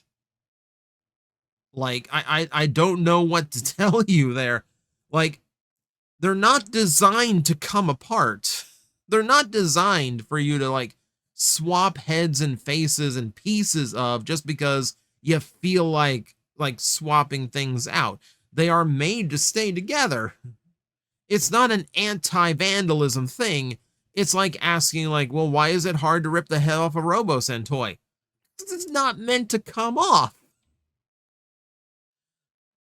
Like, I'm sorry, my dude. Like, you're looking for a function that wasn't intended and then going, why is this so hard? You know, why is it hard to get my car to fly in the air? 'Cause it's not meant to do it. Yeah, I'm sorry. Oh my God, you answered so much. Okay. Personally, not the biggest fan of. Okay. Let's see. Sorry, read the wrong one. What do you get good thoughts on Michael Bay as a filmmaker and/or person? Love him, hate him, respect him. Somewhere in the middle, maybe a favorite of his, whatnot. But yeah, just curious where you stand. I am really not a fan of his directing style. I'm not a fan of how oversaturated his movies can look. I think it looks terrible. I'm not a fan of how he treats women in his movies with very objectifying camera shots of them. I'm not a fan of his need for explosions or his overt love of the U.S. military. I know it's because they get funding for the movie, partially because of that. Hey, by the way, the U.S. military still has propaganda. It's called, we will pay you money to make the U.S. military look good in your movie. So I'm not a fan of Bay. I'm really not a fan of Michael Bay. And I feel like that's where a lot of like the really inappropriate sophomoric humor also comes from in the live action Transformer movies. And they are always worse for it. Always worse for it. Michael Bay's sense of humor has not evolved since, I presume, his college days.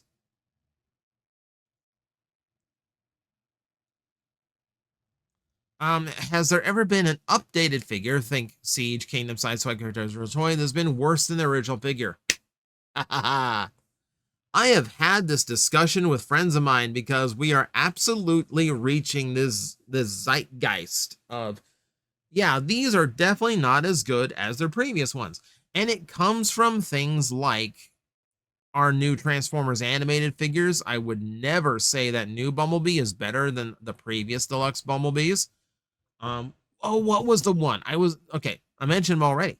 I talked to Red Claw about this, and I can't think of which one it was we were talking about. There was a recent figure that came out, and we were both kind of like the mindset, like, yeah, this just isn't as good as the last one. Because we're reaching this point where they're redoing toys of characters that already had really good, accurate toys to begin with. You know, a lot of that does come from like the Cybertron toys. You know, for the most part, yes, those are better. But the gap has narrowed tremendously. Oh my God, this is bugging me. What were we talking about? I almost want to search through his DMs.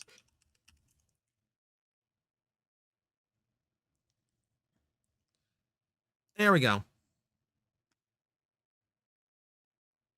Let's see.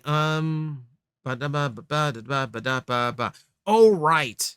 Oh, right. We were talking about Universe Nemesis Prime, or just like Big Convoy in general. We are both of the same mindset of like that new one that came out for Age of the Primes, that new Big Convoy. It ain't as good as the last one. It ain't as good as the original toy was. That's what we were talking about. And yeah, like, I don't think it is. I don't think it is.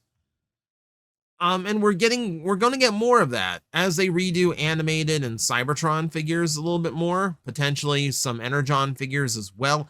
We're going to hit characters who just had really good toys, but the previous one, the original one, was definitely better. And that's because, like, we're at this point where the budgets are so choked that that's just the limit of what they can do now. They can, there is no going forward from here because we can't afford to do it, so that's where we are right now. We are going to start seeing more and more of that, unfortunately. And even like modern interpretations, I still find Reveal the Shield Jazz to be a better toy than 86 Jazz. It just flat out is. If they continue the Hot Wheels collab, which car would you want to get from Hot Wheels Accelerators? I'll be honest, I don't know Hot Wheels. I did a couple of Hot Wheel videos in order to talk about the collaboratives because it's a huge thing. It's almost like historic in toys that two rival companies would let their two biggest franchises mix like that. But I did a ton of research to make that video happen. I don't know Hot Wheels. I don't know what the accelerators are. It's thundering right now, so you will excuse me if this gets a little bit weird in the recording. But no, unfortunately, I cannot give you an answer because I genuinely don't know the toys you're talking about. If Power Glide were to get a new iteration taking scale into consideration, would you rather him still be a mini bot or have a new alt mode or still be the Warthog or a similar size to the Skyfire? Honestly, I think at this point, I wouldn't mind a big Power Glide. We got one in Universe 2.0, and I think that is a pretty solid, good toy. The chance to get the red one while I was in Orlando, and it was too expensive. It was too expensive. I was like this close. I was actually tempted. And I say that based on, like, we've seen things like that, like Earthspark Cosmos, who I think is a lot of fun, that make a big character out of nowhere. And I really wouldn't mind that. I really wouldn't mind that in the least. I think it would be fun. What's your favorite Muppet? Hello, Edgar. How you doing? It's an easy answer, but Gonzo. Gonzo's always been my favorite. I like the Outcasts. I like the Weirdos. Which among the famous 80s toy cartoons do you think has the best theme song? I'm imagining this includes Transformers, G.I. Joe, Thundercats, He-Man, and TMNT, but if you want to consider others, 80s, feel free. My favorite is Mask. Mask's theme is incredibly good, and the fact that it has a full-length 3-minute version with second chorus and everything makes me so happy, because it's one of the only 80s cartoons that does. But yeah, give it a listen. Mask's theme is fantastic.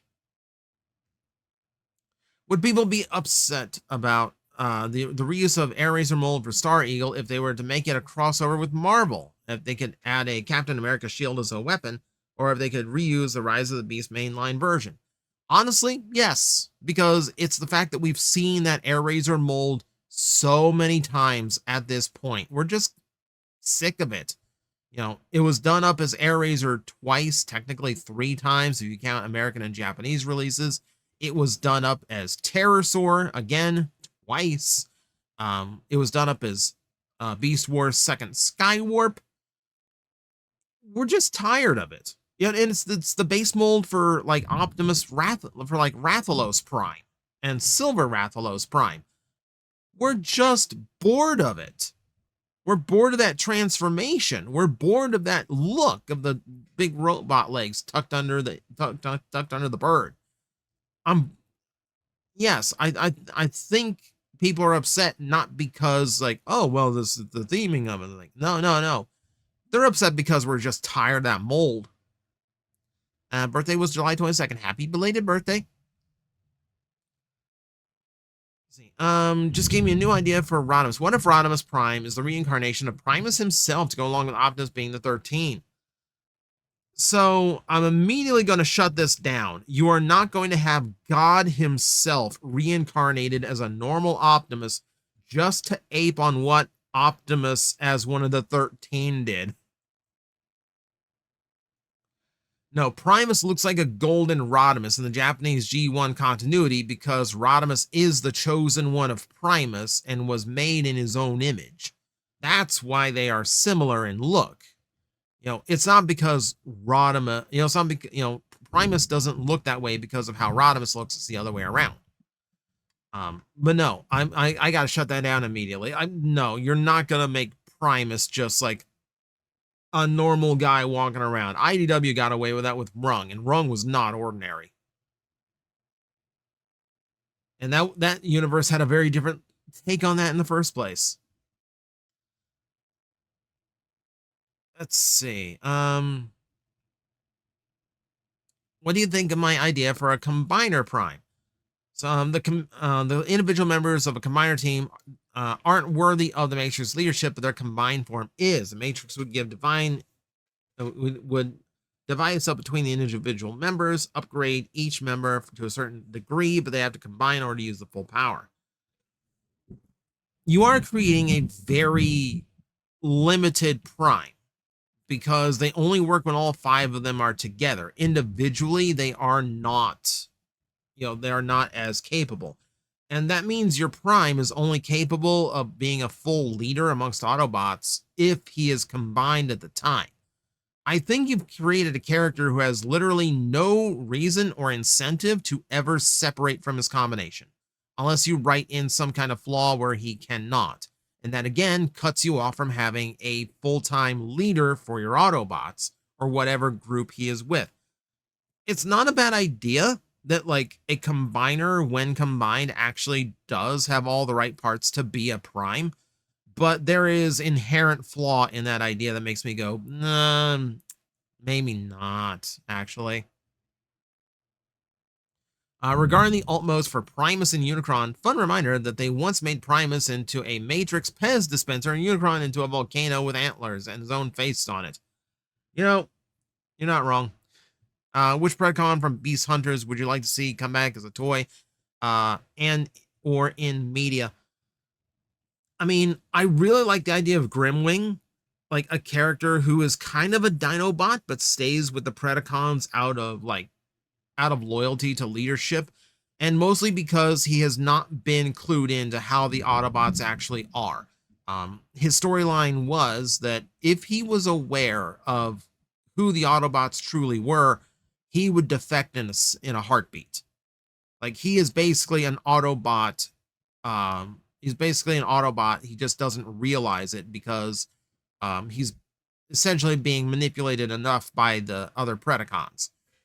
So I would love to see him come back. Plus, his design is just really, really cool. I would like to see a modern toy of that one. Skylinks too, because I like the skeletal dragons. Do you think Carr from Knight Rider would make for the very first vehicle Decepticon for the TF collab? No. For starters, because you asked this a month ago, so you did not know. We now have our very first Decepticon collab, and it's Grim, the Gravedigger collab toy, which makes all the sense. So, that's already been solved. But really, Kit you can get away with. I think he's a Pontiac Trans Am. Like, you could get away with that because that is like an iconic 80s character. But Carr literally exists for 2 episodes of that show, and he is literally just a car. I don't think you wouldn't want it. It'd be too boring. Like, there's no, and even to get Peter Cullen back to voice it, I don't think that's a interesting figure. But no, we already did get it. Would the Archie Sonic comics have turned out differently had the Ken Penders lawsuit never happened? I mean, absolutely. Like, for all we know, it would still be going today because that was like the most popular and longest running licensed comic book ever. I think it finally beat out Conan the Barbarian for that one. But no, like, you would see a continuation of those stories, though. Like, the lore behind the echidnas would still be expanded on. Julie Sue would still be a thing. characters like, oh god, what was his name? Scourge the Hedgehog, the evil Sonic, would still be a thing. But you're right; those characters would still be used. They would be used more often, but really, they'd probably be still very sparing. Um, Sega does completely own the characters created by the Sonic Archieverse, and despite their long history and their how popular those books were, you don't see Sally Acorn in anything. You don't see Rotor. You don't see Antoine de Colette. You do not see Bunny Rabbit. You don't see him at all. The one time they ever appeared in video games was Sonic Spinball, and that's it. I don't know if it's because they are just very dated to this point, or if Hasbro, if Sega just does not want the Archieverse touched in the least, and they just want to, the lawsuit just makes them want to bury the whole thing. Wouldn't blame them. Yeah, but I think, ironically enough, you probably wouldn't see them as much. I think just Sega just decided to move on from the whole thing. But if it wasn't for the lawsuit, you might actually see them once in a blue moon. If you've seen it, thoughts on the QQT Nexus Prime upgrade kit? It has a new frame piece based on the original, turns into a missile truck. 4 drones turn into limbs based on the original. I have not seen it, so I can't really comment on it, but it does sound like it's trying to correct the mistakes. Recently, I finally got around to watching Justice League and RWBY 2-part crossover. Good movies, by the way, and got me thinking, what's a crossover movie you'd always want to see but has yet to be made? I mean, obvious stuff. There's comic books for Doctor Who and Star Trek, which I think works perfectly together, but we've never seen that. I would love to see that as a movie. The problem is, like, their peaks of popularity never coincided, so you wouldn't be able to get the whole thing together. I'm trying to think. Like, we've talked a lot about crossovers, like, but in terms of, like, Transformers, like crossovers for things that are like me personally. Man, what would it be? I'm trying to think now. Like, this almost goes into, like, come up with a story on the spot. I don't really know. I don't really know off the top of my head. Yeah, I mean, I feel like it'd be something to do with Mega Man, but I don't know who you would cross it over with at this point. Because you did the ones that I like the best already. Like the Sonic and Mega Man crossovers work way better than I expected them to. Those were very, very fun comic books as well. Again, going back to, like, the Archie books. I don't know. Like, maybe Mega Man and Metroid. Like seeing, like, we got that brief moment of in the Ridley reveal trailer for Ultimate. Like, yeah, like, it was kind of cool to see those two together. I don't know what you would put them both up against, but, like, I feel like they would fit a vibe.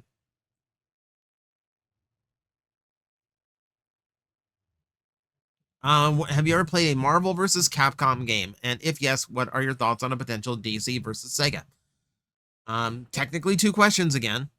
Marvel vs. Capcom, I actually had Marvel vs. Capcom 2 on Dreamcast back when that was the only way you could play it. And had that for a long time. I love that. I love that. Thoughts on potential DC versus Sega game? That one really doesn't interest me as much because, like, Sega has so many furry mascot characters. I'm not sure if that would blend well with the darker DC cast. I don't know. I don't know about that one. I'm still waiting for, like, a Nintendo versus Sega Smash Brothers exclusive. Like, do that. Like, give me the 90s console wars as a video game. Bloody hell, 3 hours. You need to put a cap on the questions. No. Everyone gets a turn. Do not tell me how to do my videos. I know they're long. Play them in the background. Listen to it like a podcast. Like, but do not tell me how to treat this, because I will not respond the way you want me to. I did think about splitting this into two parts because my computer kind of chugs trying to encode a single 3 hour recording. But I'm gonna try to just like split it into two and then try to and see if it handles that a little bit better to solve that. If it does not, I might go to like a a part one, part two format. But there are people who listen to this like a podcast who are just listening to it in an open browser right now, in like a different tab while they do everything else. And I don't want to alienate them by splitting it into two. So I'm a little bit two-minded on it. Regardless of budget or popularity, when they get a new mold to be a repaint, what one animated character would you personally like to see get a new figure regardless of how possible? Oh man. Of the entire animated roster, without any regards to budget or popularity. That's, oh my god, choosing between my favorite children now. Honestly, probably Safeguard. That's the one that sprung into my head first because that is a mold with a lot of clear plastic. I could have said Swindle for the same reason. But that's also a very ambitious figure to also work into the animated aesthetic and still do everything that it was designed to do. I think a modern version that didn't have to stick to the animated aesthetic so hard would have a easier time working. I think engineering wise, they'd be more prepared to handle that. Yeah, I think that was always a really cool design. And I would love to see it attempted again. What are three designs characters from the Unicron trilogy you would pick to be made in blockies? So I think like in Unicron trilogy, my favorite designs are pretty known at this point. So you definitely have to put Cybertron Starscream into that list. I'm trying to think if there's an Energon design that like piques my interest enough. Not really, not offhand. I'm trying to think if anything even tops any Cybertron designs in Armada. But again, not really. I think I would put in Armada Hotshot just because it feels like a natural fit. You know, that's an inevitability.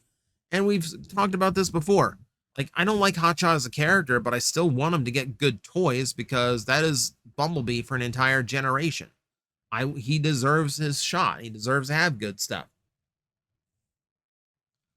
But for a third choice, probably Vector Prime. Probably Vector Prime. I'll go with those three. I don't know if you've answered this before, but do you have any advice for how to get hired at a toy shop? So for me, it was just I was there frequently and I just know my stuff, and I made it very clear that I knew my stuff. So it was like happenstance that I got hired by my shop. But really, like, you cannot force a toy shop to hire on new people. Keep in mind, there's not a great profit margin in those shops usually. So it's really just if they have an opening, they will let people know and then they will tell you, just come in for, just like any other job. But you have to know your stuff. You can't just be like, I know Transformers, but no.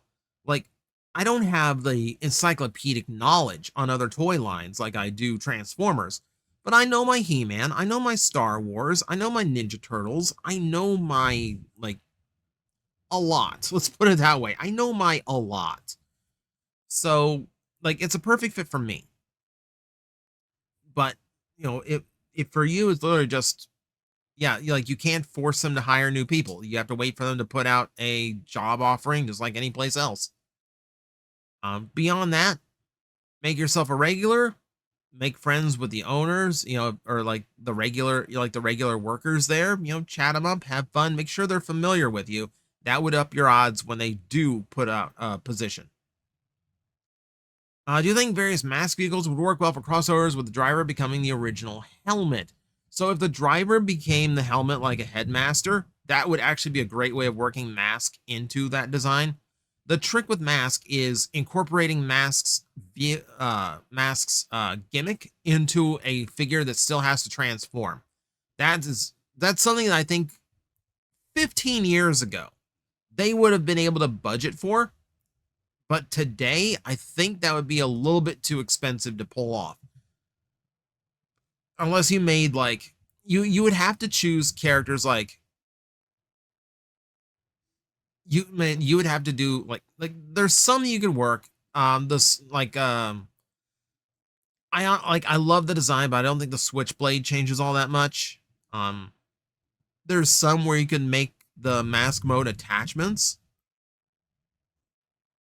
things like that.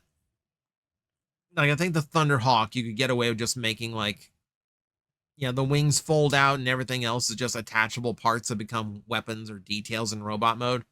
Some of it you could work, but yeah, I like the idea of like the driver becoming the helmet and the head. That's fun.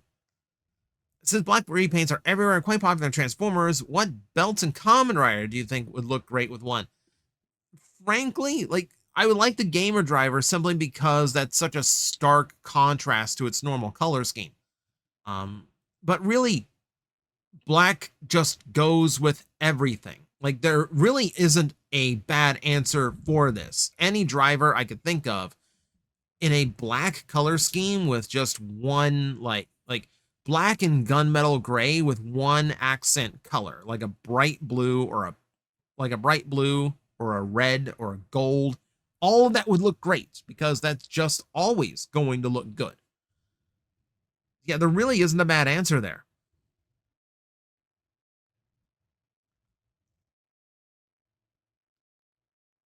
Let's see.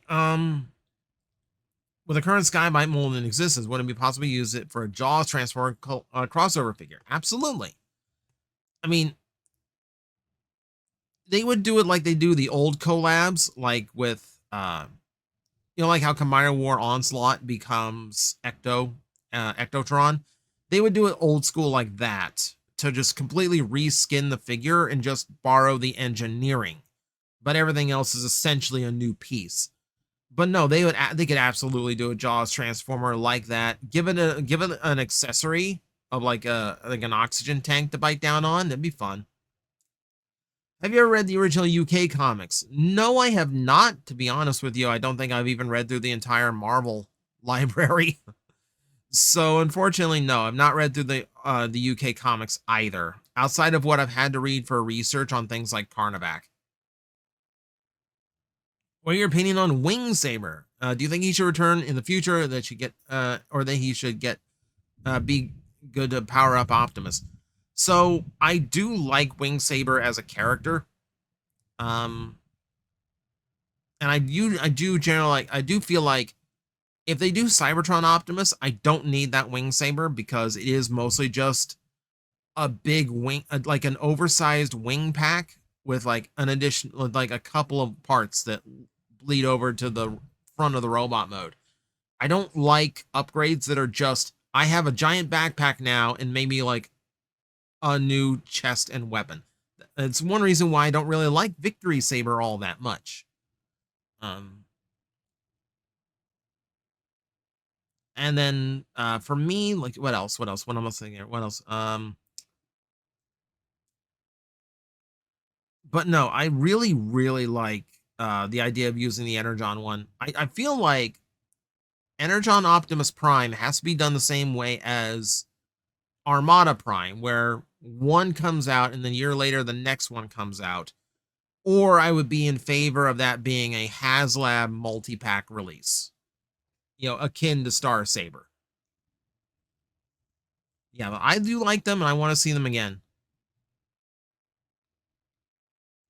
Um, do you think there's a chance of him being retooled from Cyber World Ultra Magnus? The mold is perfect for Energon version.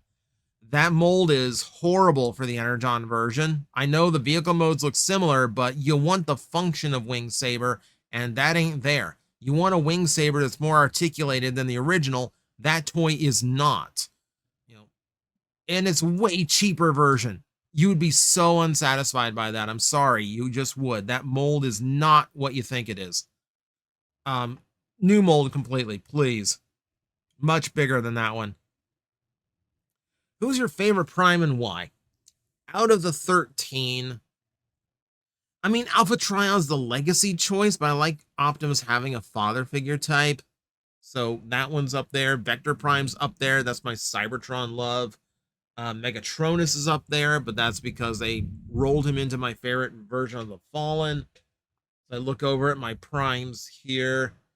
If I'm going to go with a favorite, I'm probably going to go with Vector. If we're simply talking about character, I like the idea of like the Watcher of Time.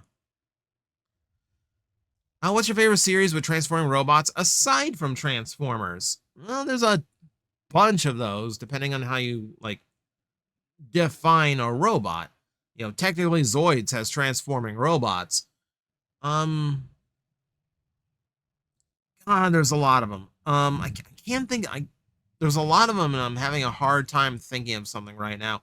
I haven't seen the Metal Cardbot series right now because I was told to avoid the dub at all costs because the dub is not good. I'm trying to think of else, like because my brain right now is jumping from everything between GoBots and Cardbot to like Bots Master from the 90s. There's a lot of transforming robot things. I don't think I really have like a concrete answer for you here. Yeah, unfortunately, I'm a little bit of a loss here. Have you ever owned or collected any Star Wars toys? So I did like Star Trek Next Generation as a kid. I did have some Star Trek action figures. I remember I had the phaser. I remember that. I had the little micro sets they did. Like I had the Enterprise where you can unfold the dish, like the saucer, and there'd be like a Mighty Max play set. There'd be the whole bridge inside with little minifigures. You know, there'd be like a little 10 forward. There would be the captain's quarters, the meeting room. All that would be like there as like a big play set thing. Um, I had a diecast. I had a diecast Enterprise that could actually separate the saucer from the drive section.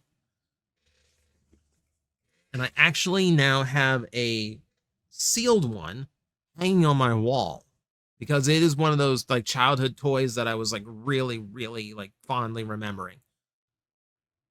So yeah, there was a time when I did have Star Wars toys or Star Trek toys.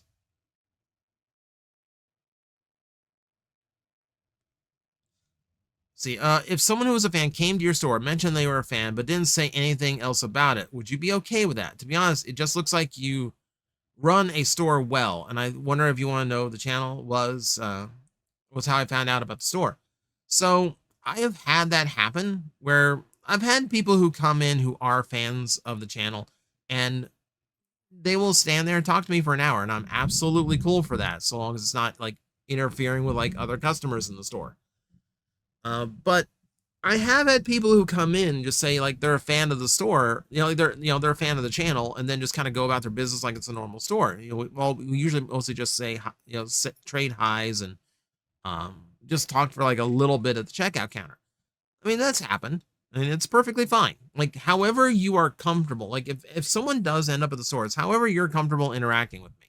If you want to talk, we can talk. If you just want to say you were there and met me, that's fine too. That's fine too. I want it to be the visit you want it to be. Do you think the later seasons of the 80s TMNT, aka the Red Sky seasons, are worth seeking out and watching today? Honestly, I've never been a fan of the Red Sky seasons. I think they took a lot of joy out of that series. I think the villain cast is not nearly as memorable. I don't like the super mutation gimmick or the new characters added in. I didn't like the shift in April O'Neil's personality. There's a lot. They were trying to freshen it up and compete with Batman, and it didn't work.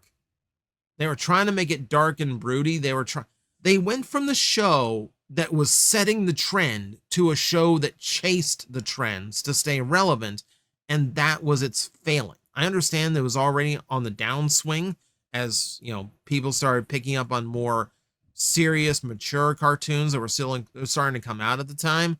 But it was a misfire. It was a misfire. I do not like those seasons. Personally, I don't think they are I think they're worth watching once just so you understand where the series went.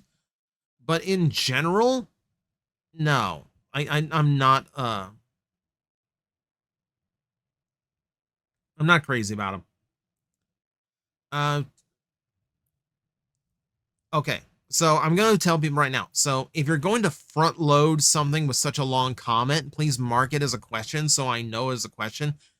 It's just I coincidentally noticed that there's a question mark attached to this.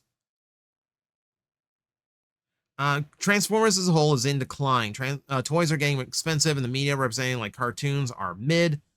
So, do you think a drastic change is needed, like Unicron Children Animated Prime, which is very different from G1? Okay, so we've said this a lot. We've gone over this a lot on this channel to the point where like I might make this like a thing that is just in the pinned comments. It might join the "Don't Ask Me About Gun Megatron." Um, yes, a million times yes. Transformers is not following what. See, I say this is like, yeah, they started chasing trends. Transformers is a series that needs to chase trends. Beast Wars happened because anthropomorphic animals were in favor in the 90s, thanks in part to Ninja Turtles. And that's why it took off. That's why it worked for modern kids as a toy line. But this is something we desperately need. They're relying way too much on the nostalgia, and when they're trying to do something new that's supposed to engage new young fans, they're not doing enough to make it fresh. And here's the thing. Understand, your perception is exclusively yours. So you can say like you're not wrong and that the toys are getting expensive, but when you say that the media is mid, that is your opinion on the media. I think Earthspark season 1 is fantastic, and it was going back to the familiar and the status quo that killed that series in season 2 and beyond. It was Hasbro meddling with what was almost a new direction for the franchise. They got cold feet and they screwed the whole thing up. Cyberworld, as we've stated already, seems to perform well. Like the toys do seem to be constantly flowing through these stores. And while I do continuously see like Generations toys and Studio Series toys eventually end up in the clearance aisles or like the liquidators like Ross, I don't see Cyberworld toys doing that. Once in a blue moon, they might be like 15% off or something, or Grimlock might be down to like 25 bucks. But by and large, those toys cycle through the shop pretty well. And there is an audience, it's undeniable because of that. So you can't say that like it's mid because it's not for you, and the crowd it is for seems to actually be responding to it well. So there is that. There is that to keep in mind. And Cyberworld is doing some weird, fresh stuff. You know, they're going more gaming based, which it's weird for a story, but it links to kids better. They are doing new things with characters. You know, we have Megatron the Bull. We have Optimus Prime the pirate ship. We've got Arctic Explorer Hound. We got Jazz as a polar bear. We do have fun and different stuff. And I don't want that to be immediately discredited because it's not personally your thing. Because as long as it's doing something new and different and it's actually working, we should not be shunning it. That said, yes, I do think Transformers needs a major shakeup. And I think it needs to look at, what is popular. We just had Digital Circus wrap up. That is a series that took 3 years to produce 9 episodes. But in those 3 years became so popular that the finale made over $30 million in a movie theater, which no show's ever gotten to have its finale in a movie theater, let alone an indie cartoon. And the toys constantly sell through. Every time I go to Hot Topic, they have not restocked in the blind boxes. Anytime I go to Target, there's just the husk of display boxes where vinyls and plushies used to be. And I keep seeing like different arrangements of ones they have left over. I've seen boxes deplete. That show moves so much merch. And you can make a Transformer show do that, but you can't do it by constantly just doing the same old thing. So yeah, that's my rant. What is the one animal on the planet that would never want to see become a Transformer? My personal pick would be a tarantula hawk wasp. That is a good one to choose. Those things are creepy. Tarantula hawks are really nasty red wasps that will actually they'll actually hunt tarantulas, so leave eggs inside them. It's creepy. And they're really nasty bugs in general. What animal would I never want to see as any kind of Transformer? We've done so many. Like, there's not many that we haven't gone to, and most of those I would like to see as a Transformer. We only have one Fox Transformer, and it's a Naruto. So I wouldn't mind seeing that a little bit different.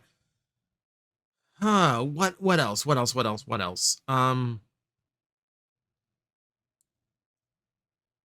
Man, like, that's the thing. It's like there's so many weird animals out there that are just like either ugly or scary or monstrous, but I would still think those would make fun Transformers. Like an anglerfish is ugly, but they look, but I think that ugly is what makes me want them as a toy. I'm not sure there is an answer here. It had to just be like the creepier ones, but we've done earwigs for crying out loud. Maybe like a dung beetle complete with the ball. I don't want to buy a Transformer with a rolling piece of poop. Like, I have to go to answers like that to come up with something that makes me go, absolutely not, never. And yes, I'm remembering to hydrate. I am remembering to hydrate. Like I said, I'll spare you the can cracking open. I don't have water on me. This is not good hydration.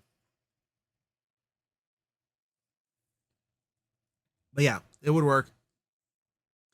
Look, the AI is even trying to answer for me. Anything that creates silk would be a nightmare to deal with. No, it wouldn't. We've had spider transformers, and I would love for them to figure out how a butterfly would work. I think a giant centipede would be way too much to deal with. No, I want a giant centipede transformer. That would be neat.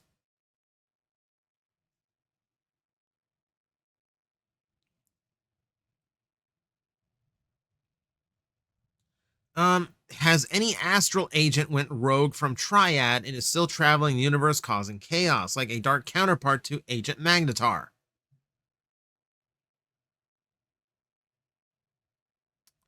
What is your favorite G1 Galvatron unhinged moment? Mine's when he's said before firing his cannon is, well, all I can say is, yeah! Yeah, and I know that moment you're talking about. I know that moment you're talking about. The entirety of, oh god, oh god, what was it?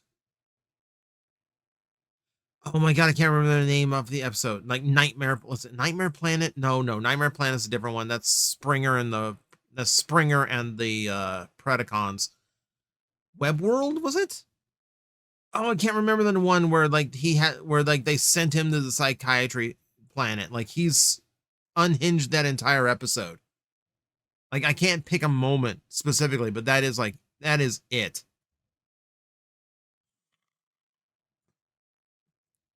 Would a fusion between a kangaroo and a honey badger be scary, and would it be a Predacon?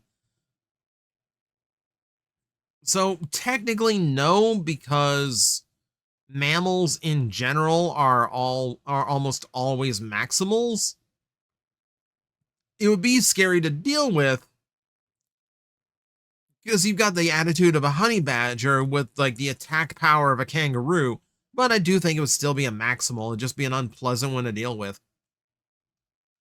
If Hasbro releases R80 2015 Ultra B in the Gen AO Evolution line after Gen Age of the Prime line as a Commander class figure, would he be a 2-pack set containing only Bumblebee and Grimlock, or would it just be Bumblebee set with a trailer bed?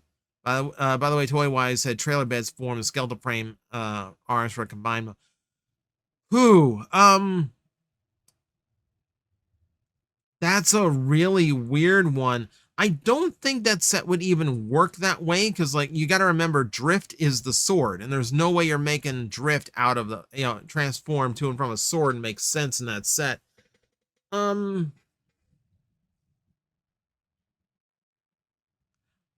I feel like they would get away with trying to make that like just a normal commander, not a like box set. If they were trying to do like, you are right that they would have to probably include Bumblebee and Grimlock to make that commander box work and be marketable enough. I feel like in order to make that work, you would have Bumblebee with like the full trailer that turns into the frame. You'd probably include, honestly, I would include Strong Arm and Drift in the box set in order to get that up to $90. Mostly because Strong Arm is not going to do well at retail on her own. We saw that with her previous figure. And Drift does not have, because Drift turns into the sword, he would at best have to be a core class figure, which there is no room for at retail. Any Grimlock is going to sell well on its own. Sideswipe is going to sell well on his own. You would get those as individual retail characters. You would have to pack in like you would have to pack in the one, like you'd have to trick people into buying the less popular ones along with Bumblebee. Okay, we're not gonna read this one out loud, but that's funny. That is funny. If there were Cybertronians in my area, I would probably be evacuating right now. Do you think Counterpunch takes drugs with the other Decepticons and sobers up around the Autobots, or do you think he keeps his habits going privately when he acts as... What are you talking about? What on earth are you talking about? What entirely unhinged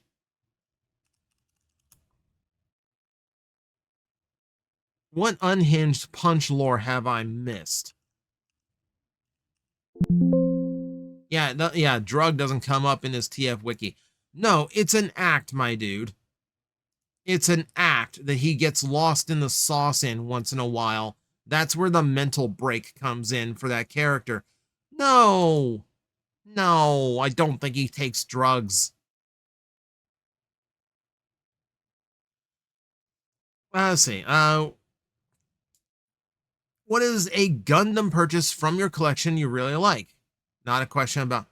Okay, Todd, I don't take Gundam questions because I'm not a big Gundam fan. I like G Gundam, and that's mostly it. Okay, so that's why we don't do Gundam questions here, because I genuinely kind of don't care about the franchise, if I'm being honest, except in very small pockets.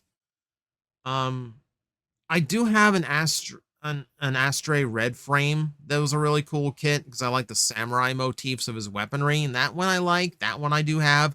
But when I say like my collection, that is the extent of my collection. I think I've got a model kit for Master Gundam. I think I might have a God Gundam I haven't built yet, and a Death Scythe Hell I have not built yet. Genuinely, that's it. You know, you have now I'm becoming uncomfortable in my chair after sitting so long. You've now heard every figure I own for my Gundam collection. So yeah, that's all I got for you. Do you think Hasbro will make a Chug, Logos Prime, or Galaxy Force Sound Blaster relatively soon? We're fascinated with Sound Blaster today. So I think because I don't know, I'm like 50-50 on whether or not we're getting a Cybertron Soundwave, because on one hand, that is a late series character that is not as popular. And that is kind of like a weird out there design for Soundwave, but at the same time, Soundwave is a character that always sells, so they are likely keeping every iteration of him in mind. So I can't exclude the possibility that they are actually going to make him at some point, but I do think it is a very low chance right now. I don't think there's anything relatively soon. We have leaks that are publicly available all the way into 2028. There is no Cybertron Soundwave in there. So by relatively soon, you're looking like minimum 3 years from now. And even then, I think there's higher priorities for them to get to. So you're probably going to wait a long time on that one. Does Broadside make a better transport character with his shuttle spaceship mode or base character with his aircraft carrier mode? I think you are still talking about a transport character regardless of which mode it is, because not every planet, not every situation is going to call for an aerial vehicle. You know, if you are in a let's say like Broadside turns into like a jet that requires air, oxygen. If we're talking practicality, I know in like season 3, they just kind of let him fly in space as well. I don't like when they do things like that because it feels like limitations like, oh, well, we can't make it back to Cybertron kind of go out the window when a character can just literally fly in space, especially when they're turning into vehicles that are dependent on an oxygen-rich atmosphere in order to fly. If there is that limitation, then I would say he works better as a transport. I don't like him as a base character.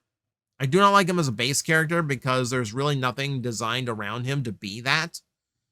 I like him as a transport character. I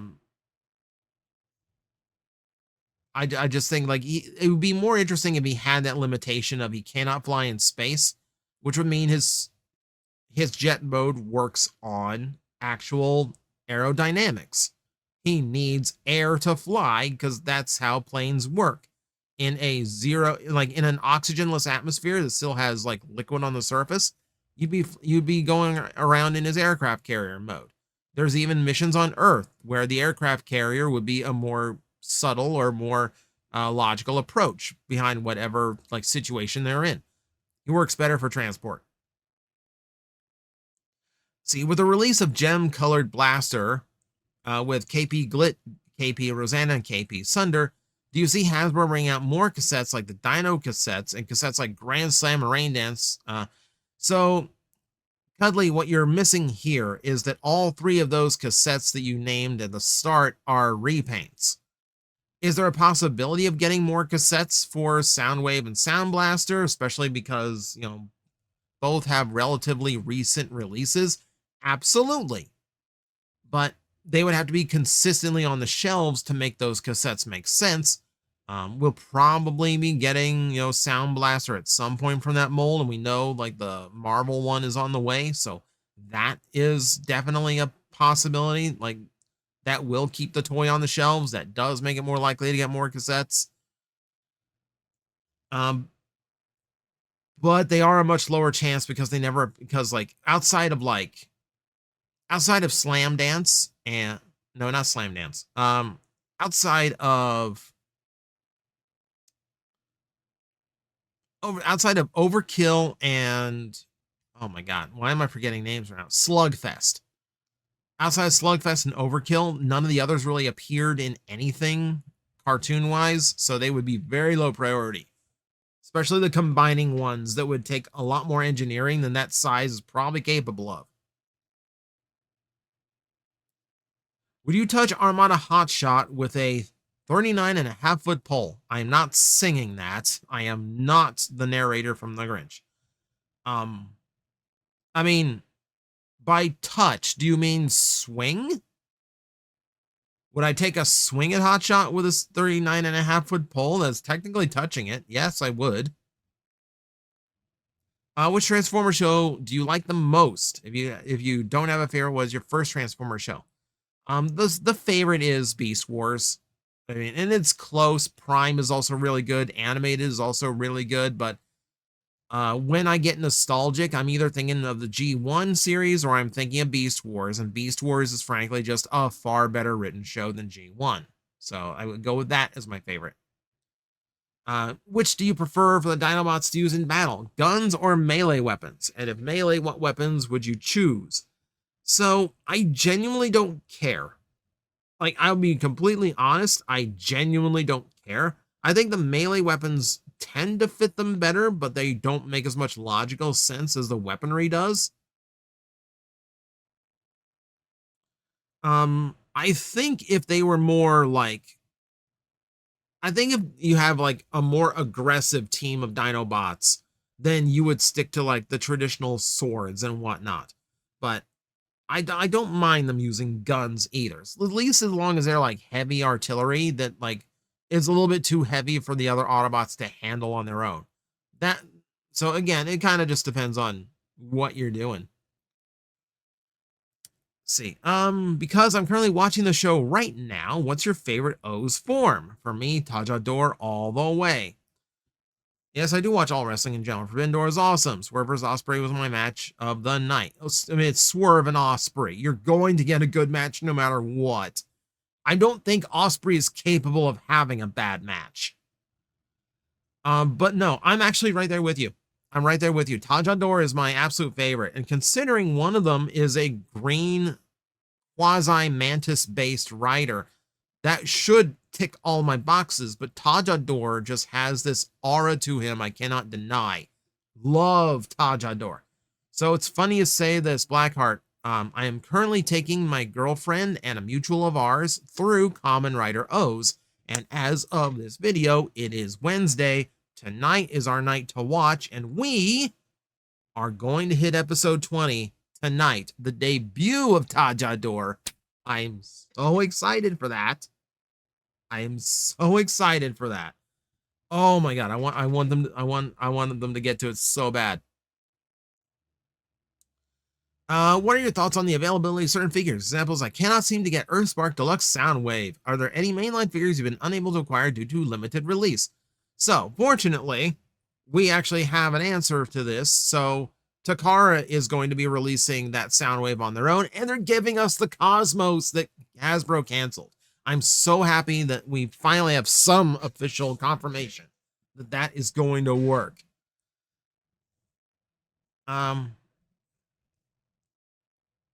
Yeah, as far as like retail mainline figures I've been unable to acquire due to limited release, I'm usually pretty good at getting anything mainline that I want. Offhand, I can't really think of anything that I've had like difficulty finding or tracking down at some point.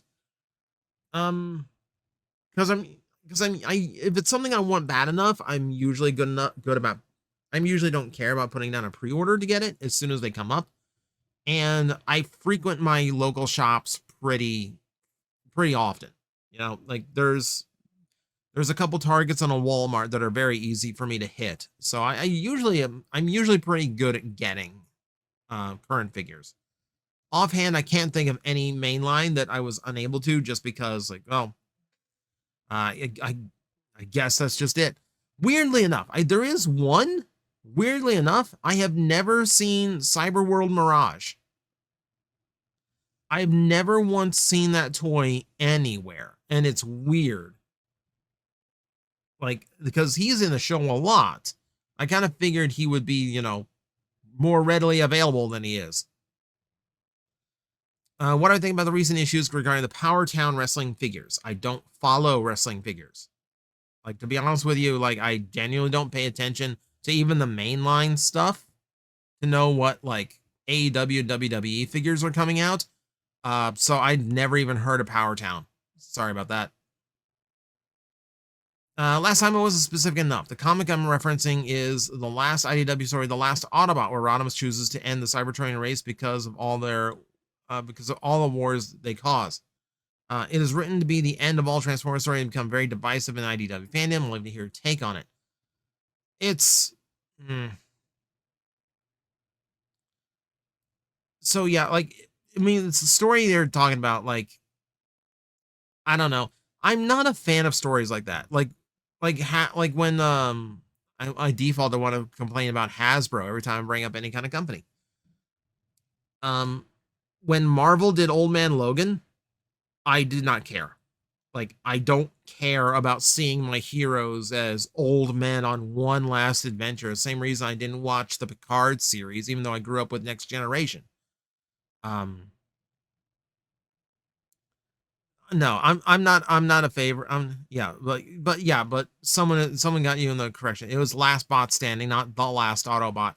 I'm pretty sure that's the book I was talking about last time I did a Q&A. I remember looking it up. I remember looking it up just to make sure I was right. I'm not big on the book. I will say that. I'm not big on that one. I recently completed most of Lonky's Transformer Galaxy Defender line. It shocks me to be able to display decades worth of Transformer history on a small shelf space. Have you ever had that feeling when you step back and look at your collection and just reflect and be at peace with the journey and your self growth? Kinda, yeah. So, um, I don't have like the big because you remember like if you've been around long enough, you remember like I had like an entire 3 bookshelf wall and then a 2 bookshelf wall caddy corner to it. That's just all of my collection. And it was super proud to sit there and go like, wow, this franchise has done so much. And it's just so weird to see all of it together. Now I just have 2 bookshelves of my favorite stuff. And then in the studio room, I have 2 other bookshelves of my expensive collector stuff. But that's pretty much where it ends. So I don't really have that feeling anymore. But I have like I've had like complete collections on display before and step back and go, wow, that actually looks amazing. You know, I look at like my wall of sealed Beast Wars figures, deluxes and basics, and I look at that and go, wow, I have gone all over the place. Like some of these are from Tampa, Orlando, or the Fort Lauderdale area. It's mostly local stuff, but some of these were from my trips to LA and Arizona, and like it reminds me of like the journeys I've been on. That's what I think of when I see my collection. I go like, I got that. You know, it's gone. When I first started this channel and I had the displays I had, I would look and go like, I got that at this Target. I got that at this Toys R Us. Now I look at the collection and I go, I got that in Phoenix, Arizona. I got that in Los Angeles, California at Jungle. Like now it's like there's journey attached to a lot of this. And that is what takes me back. What is your second favorite color scheme for a Transformer? So my favorite color schemes on anything tend to be two-tone green with some hits of gold, black for a secondary color. Beyond that, my favorite color schemes tend to be like red on black. You know, hey, it's my branding, right? And to this day, I don't know why I didn't make my branding green. I don't know why I went with red. To this day, I kind of regret it a little bit. But too many people know this logo below me at this point. I'm kind of stuck. But no, like red on black's also really, really good. And then you hit that with more neutrals like silvers, so like Dinobots tend to hit pretty good for me. Um, yeah, I'm looking at my collection, like the ones I have here, going like, well, what was a really nice one? I will say anytime they do like white and gold with a tertiary color that fits the theme, that one looks good. Nova Prime looks really good. Um, the God Neptune looks really, really good. So that one was up there, I think.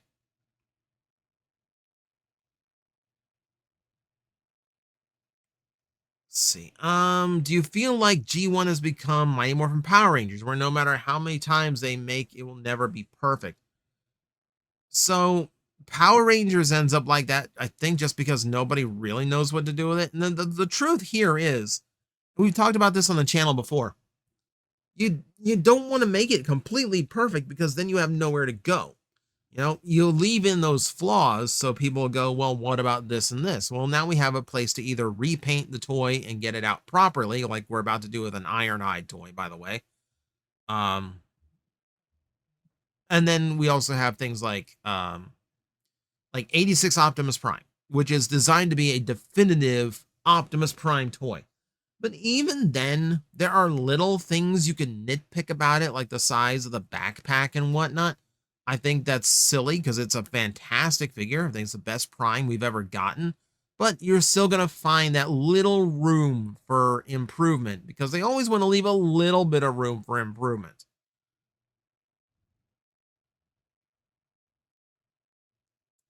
Yeah. See. Yeah, I'm trying to think. There's another angle to look at this, but if only like I think G1 is basically come Mighty Morphin Power Rangers, and that's the only generation that is like reliable for the franchise. So, I would love for Power Rangers to do something new too, but the safety that is the nostalgia is too tempting to go to. So we just keep getting more of the original. Have you seen the toys pile up at your store like they do mine? I don't think the nostalgia for Power Rangers is working anymore. How would you feel if God Bomber was retconned as the true 13th Prime instead of Star Convoy? It'd be a really weird choice because God Bomber is really not a character. He is like God Bomber is literally a don't let the name fool you. God Bomber is a drone. God Bomber has no like I think until recently with like the Legends comic, there really isn't any personality or like independence behind God Bomber as a character. So this probably would never happen. If it was done, I think it would be incredibly stupid. I think there's things about Star Convoy being the 13th Prime that would work and things that would not work. God Bomber would not work in any way whatsoever. I feel like you've gone to that conclusion because God is in the name. By that sense, you should also realize one, the American name is Apex Bomber, and then realize that he's not the only Transformer with God in their name. God Neptune, God Magnus. They throw that word around a lot in Japan. They're not as gun shy about it as we are here in America. Which Spider-Man villain do you think would you think would team up with a Decepticon? Dr. Octopus, someone replied with, absolutely, because he would love the tech and everything. Green Goblin would also really like the tech involved. The most fascinating one would be Kingpin. To like for Megatron to access like the criminal underworld of New York in order to basically tap a ton of supervillains at the same time, but also have all the advantages that come with that, like the networking alone, the information that they could gather with that. There's your team up. It's Megatron and Kingpin. That's your really good team up. Figure since is going to be answered in August, this question would be appropriate for the 40th anniversary. So why did it take Japan so long to get or release the 86 movie? I just never understood this topic. Largely because importing something from America to Japan wasn't really a common thing like it is now. So the cycle of that was something that took a lot longer back then. As simple as it's not like hiccups, legal issues, etc. Though there probably was some kind of legal loopholes for all the stuff in that movie. It was literally just a matter of that wasn't as common back then to do. Have you ever watched the anime Bloom Into You? It's probably not your type of anime, but in my opinion, it's really good and everyone should watch it. No, I have not. So, sadly, I have not. My girlfriend does sit me down in front of a few animes that aren't typically my style. We made like she just sat me down in front of My Happy Marriage, which is not something I would typically watch, but I'm enjoying it for what it is. You would be surprised at the animes that I have seen that you wouldn't think were my kind of animes. Because like my favorite animes are like Slayers, Outlaw Star, Freerin. Um, I love those series, but also I really like Kadocha. I like Kaleido Star. You would not spot me as a Kaleido Star fan. But yeah, I actually do like that show.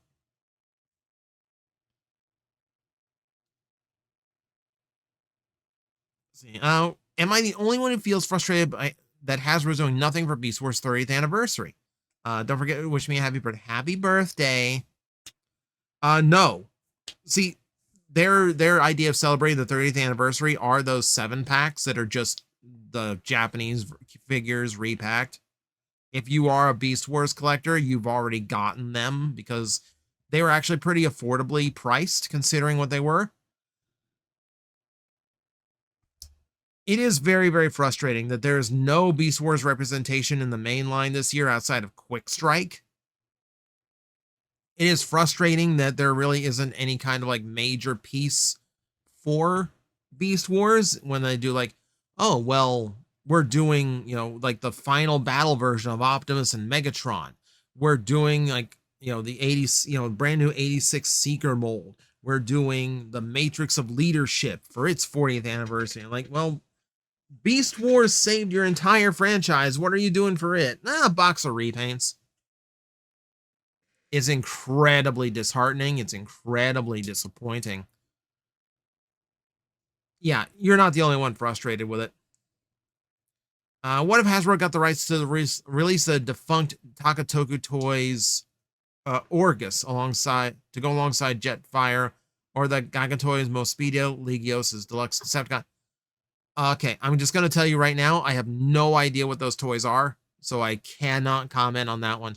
Keep in mind, like, I don't know literally every transforming robot toy line out there. I don't know literally every toy that could have been a Transformer but didn't make it. Like, there are areas that I just never researched. Who's your favorite fire truck Transformer, excluding Optimus? Well, you just took out the easy answer, didn't you? There's not a lot of fire trucks that aren't Optimus Prime, are there? You basically have Inferno and Hotspot at that rate. And I'm sure there's others if I could think about them at the moment. But I would probably say Hotspot. I actually do like the design and colors on Hotspot a lot more. Probably because it is kind of atypical for a fire truck. Who from the live action movies would you like to join in a Transformers multiverse? You are asking someone who really doesn't like the movie characters, because I don't find the characters from the movies to be characters. I find them to be paper thin and existing for action scenes only. I mean, characters I ended up liking, I don't mind John Goodman Hound so much, but I feel like there's already multiverse characters that fit him better. He's basically just live action Bulkhead with a different name.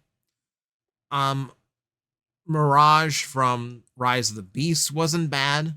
I don't mind that. If I'm gonna say anyone, it's gonna be Fracture. Hey, guess what? It's from a live action movie that wasn't Michael Bay. Fracture's a fantastic villainess. Like, we need more female Transformers in general.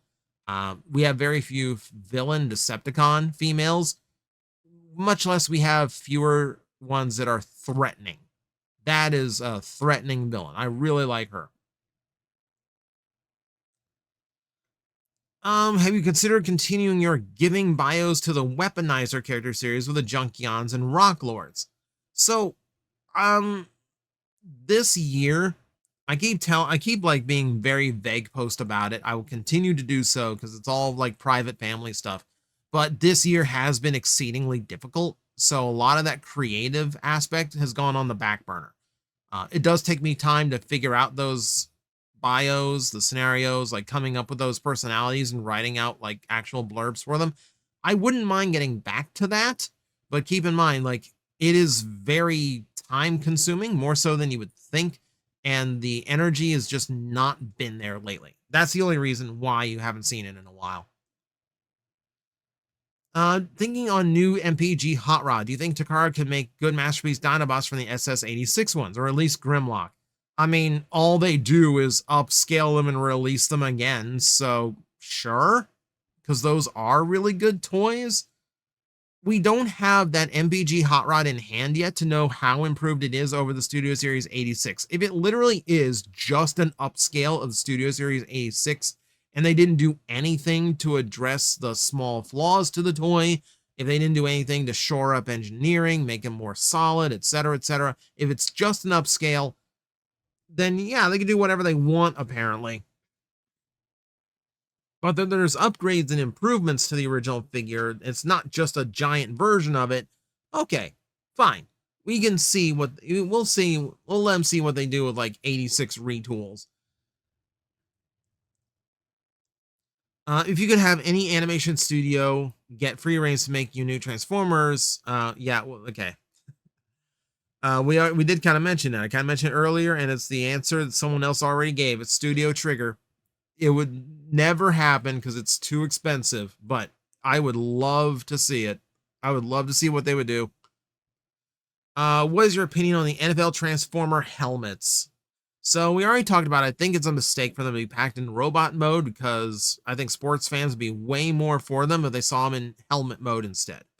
I bought one because it was on $11 clearance just to see how the toy turned out. I do not like that toy. For something that is designed for casual Transformer fans who are buying it as much for the sports team as the toy aspect, or maybe even more so to buy it for the team aspect ahead of the toy aspect, I think it's too fiddly of a transformation and not really that great as a robot toy. So I think they could have made it more.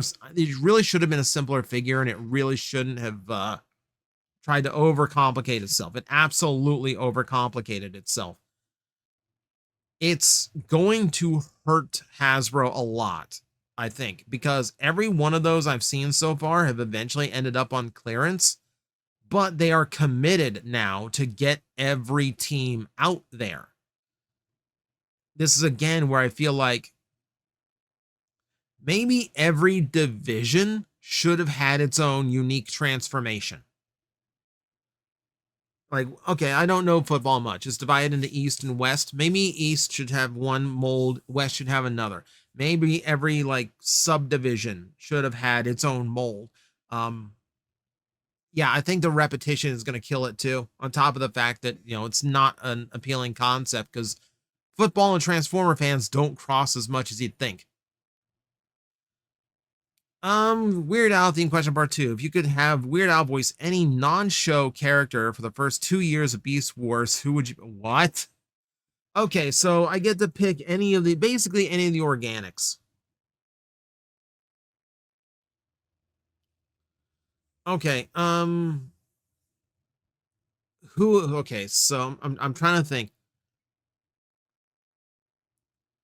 I mean, Insecticon was supposed to be like, I think that's because Chop Shop is being a little gremlin character and Cyberworld's bleeding into my brain, but Insecticon was planned to be in the cast. That would have been fun if he was just like a really quirky Predacon character. He would definitely be someone weird. He'd be like a Retrax. But I don't want to, that's the thing. He would be someone odd like a Retrax, but I don't think he would be a villain. You would have to put him as a Maximal because it's a Weird Al. I don't care that he played Darkseid once. He did that as a joke. What else? I think like for Maximals, the weirdest you get from the first 2 years is like Clawjaw. Just have him just be like a little squid boy. Okay. Yeah, I think that's the only weird one out of the Maximals I could really think of. If you could only have one Energon character to be fully represented in Generations, who would it be in any size class? You would go with Shock Blast as a leader. I've never been crazy about Shock Blast because the toy itself is designed simply to be a shockwave, and the vehicle mode is incredibly thin.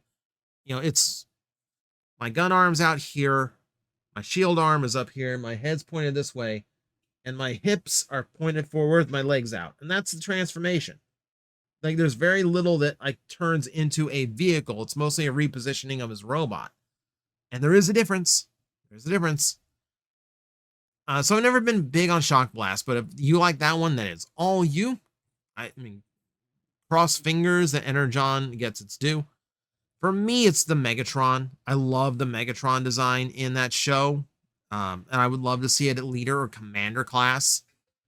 Specifically so we could get the Galvatron repaint at some point. The US version of that Galvatron is gorgeous. I had a thing a while back where I kind of sold off a lot of my toys just because they were just too big to keep around. I can't remember if I sold that Galvatron or not. If I did, it was a mistake. I want to say I kept it. I want to say it's around here somewhere, but I don't know where. But no, that's an absolutely gorgeous repaint. It's one of the few times a Hasbro color scheme was better than the Japanese one. I know why the Japanese one decided bright blue was the good way to go. But yeah, I think it would be that one. I mean, that or like a Voyager of Ghost Starscream would also really be good. Again, going back to asymmetry. And we got our last one. We're at least under 3 hours this time. What is your planned starter for Pokemon Wind and Wild? Mine would be Pombon or Gekwa, depending on if Charcadet has a new evolution. It's always hard, right? It's like, I tend to avoid the water type. Like, it really depends on what else we find out. I usually pick my starter based on what it's eventually going to evolve into, because frankly, I'm going to spend way more time with it when it's fully evolved than I would as a starter. And again, it'll depend, like you say, like if Charcadet has a new evolution, you're going to go with Gekwa. For me, it is like, okay, are my favorites of this type in the game? So, for instance, was it Sword and Shield with Sobble? I went with Sobble for my starter for Sword and Shield, and then I found out Marini was in the game. And I thought, well, I love Marini, but I didn't get a chance to train one in my in their debut game. Here's another shot to have Marini in my party, and I blew it because I picked a water type starter. So Marini is or I guess Toxapex now, is in my Scarlet and Violet team. And I kind of feel the same way about Winds and Waves. When we know the expanded Pokedex, then I can decide. Because I really like Marini's, like, fit. I really like, I really like what their poison aspect does. It's really mean. It's mean in a really, really fun gameplay way. So it's going to depend. I have no decision just yet. It will depend on everything we see about the game from here on out.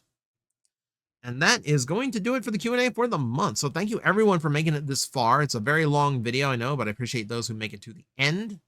If I missed your question, I am sorry. That is up to like whatever this random thing YouTube does to the sorting. And again, if you have a question, please leave one quick fire Q&A question in the comments below, following all the rules in the pinned post. And that is going to do it. So I need to go rest my voice. I am worn out, and I'm going to get this thing online now. So thank you very much for watching. I will see you next time. Hello everyone, I am Astral Agent Magnetar, a Tokusatsu VTuber, and I am streaming 4 times a week over on Twitch, Monday, Tuesday, and Wednesday afternoons, and a special late night one on late Friday/early Saturday. So come watch, come hang out, and let's make an impact together.